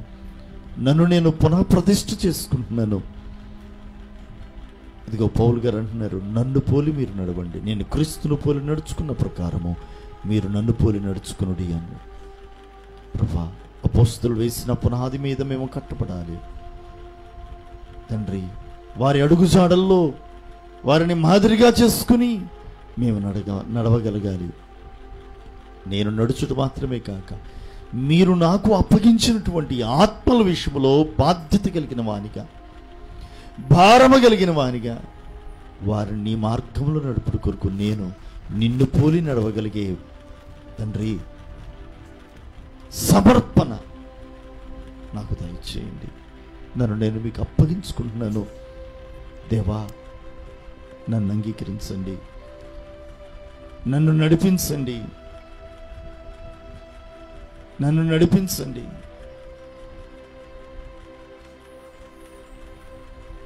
నన్ను నడిపించండి, నీ అడుగు జాడల్లో నన్ను నడిపించండి, మీ ఆలోచన చేత నన్ను నడిపించండి. అపోస్తలుల బోధయందు ఉపదేశ క్రమమునందు సంఘమును కట్టుట కొరకై మీ కృప నాకు దయచేయండి అయ్యా. నీ సహాయము లేకుండా నా వల్ల కాదు ప్రభువా, నేనేమి చేయలేనయ్యా. ఈ మధ్యాహ్నపు వేళలో నన్ను నేను మీకు అప్పగించుకుంటున్నాను. ఈ నీ సంఘములను నీ రాకడ కొరకు సిద్ధపరచుడికి, నీ ఎదుట నిలుపెట్టుడికి వారిని ఎలాగ నడిపించాలో నాకు నేర్పమని, నాకును నీ సేవకురాలకి నీ నేర్పమని మమ్మల్ని మేము నీకు అప్పగించుకుంటున్నాం తండ్రి. అదే రీతిగా మా వెనక నడుస్తూ ఉన్నటువంటి సంఘం కొరకు నీ సన్నిధిలో బ్రతిమలాడుతూ ఉన్నాను దేవా.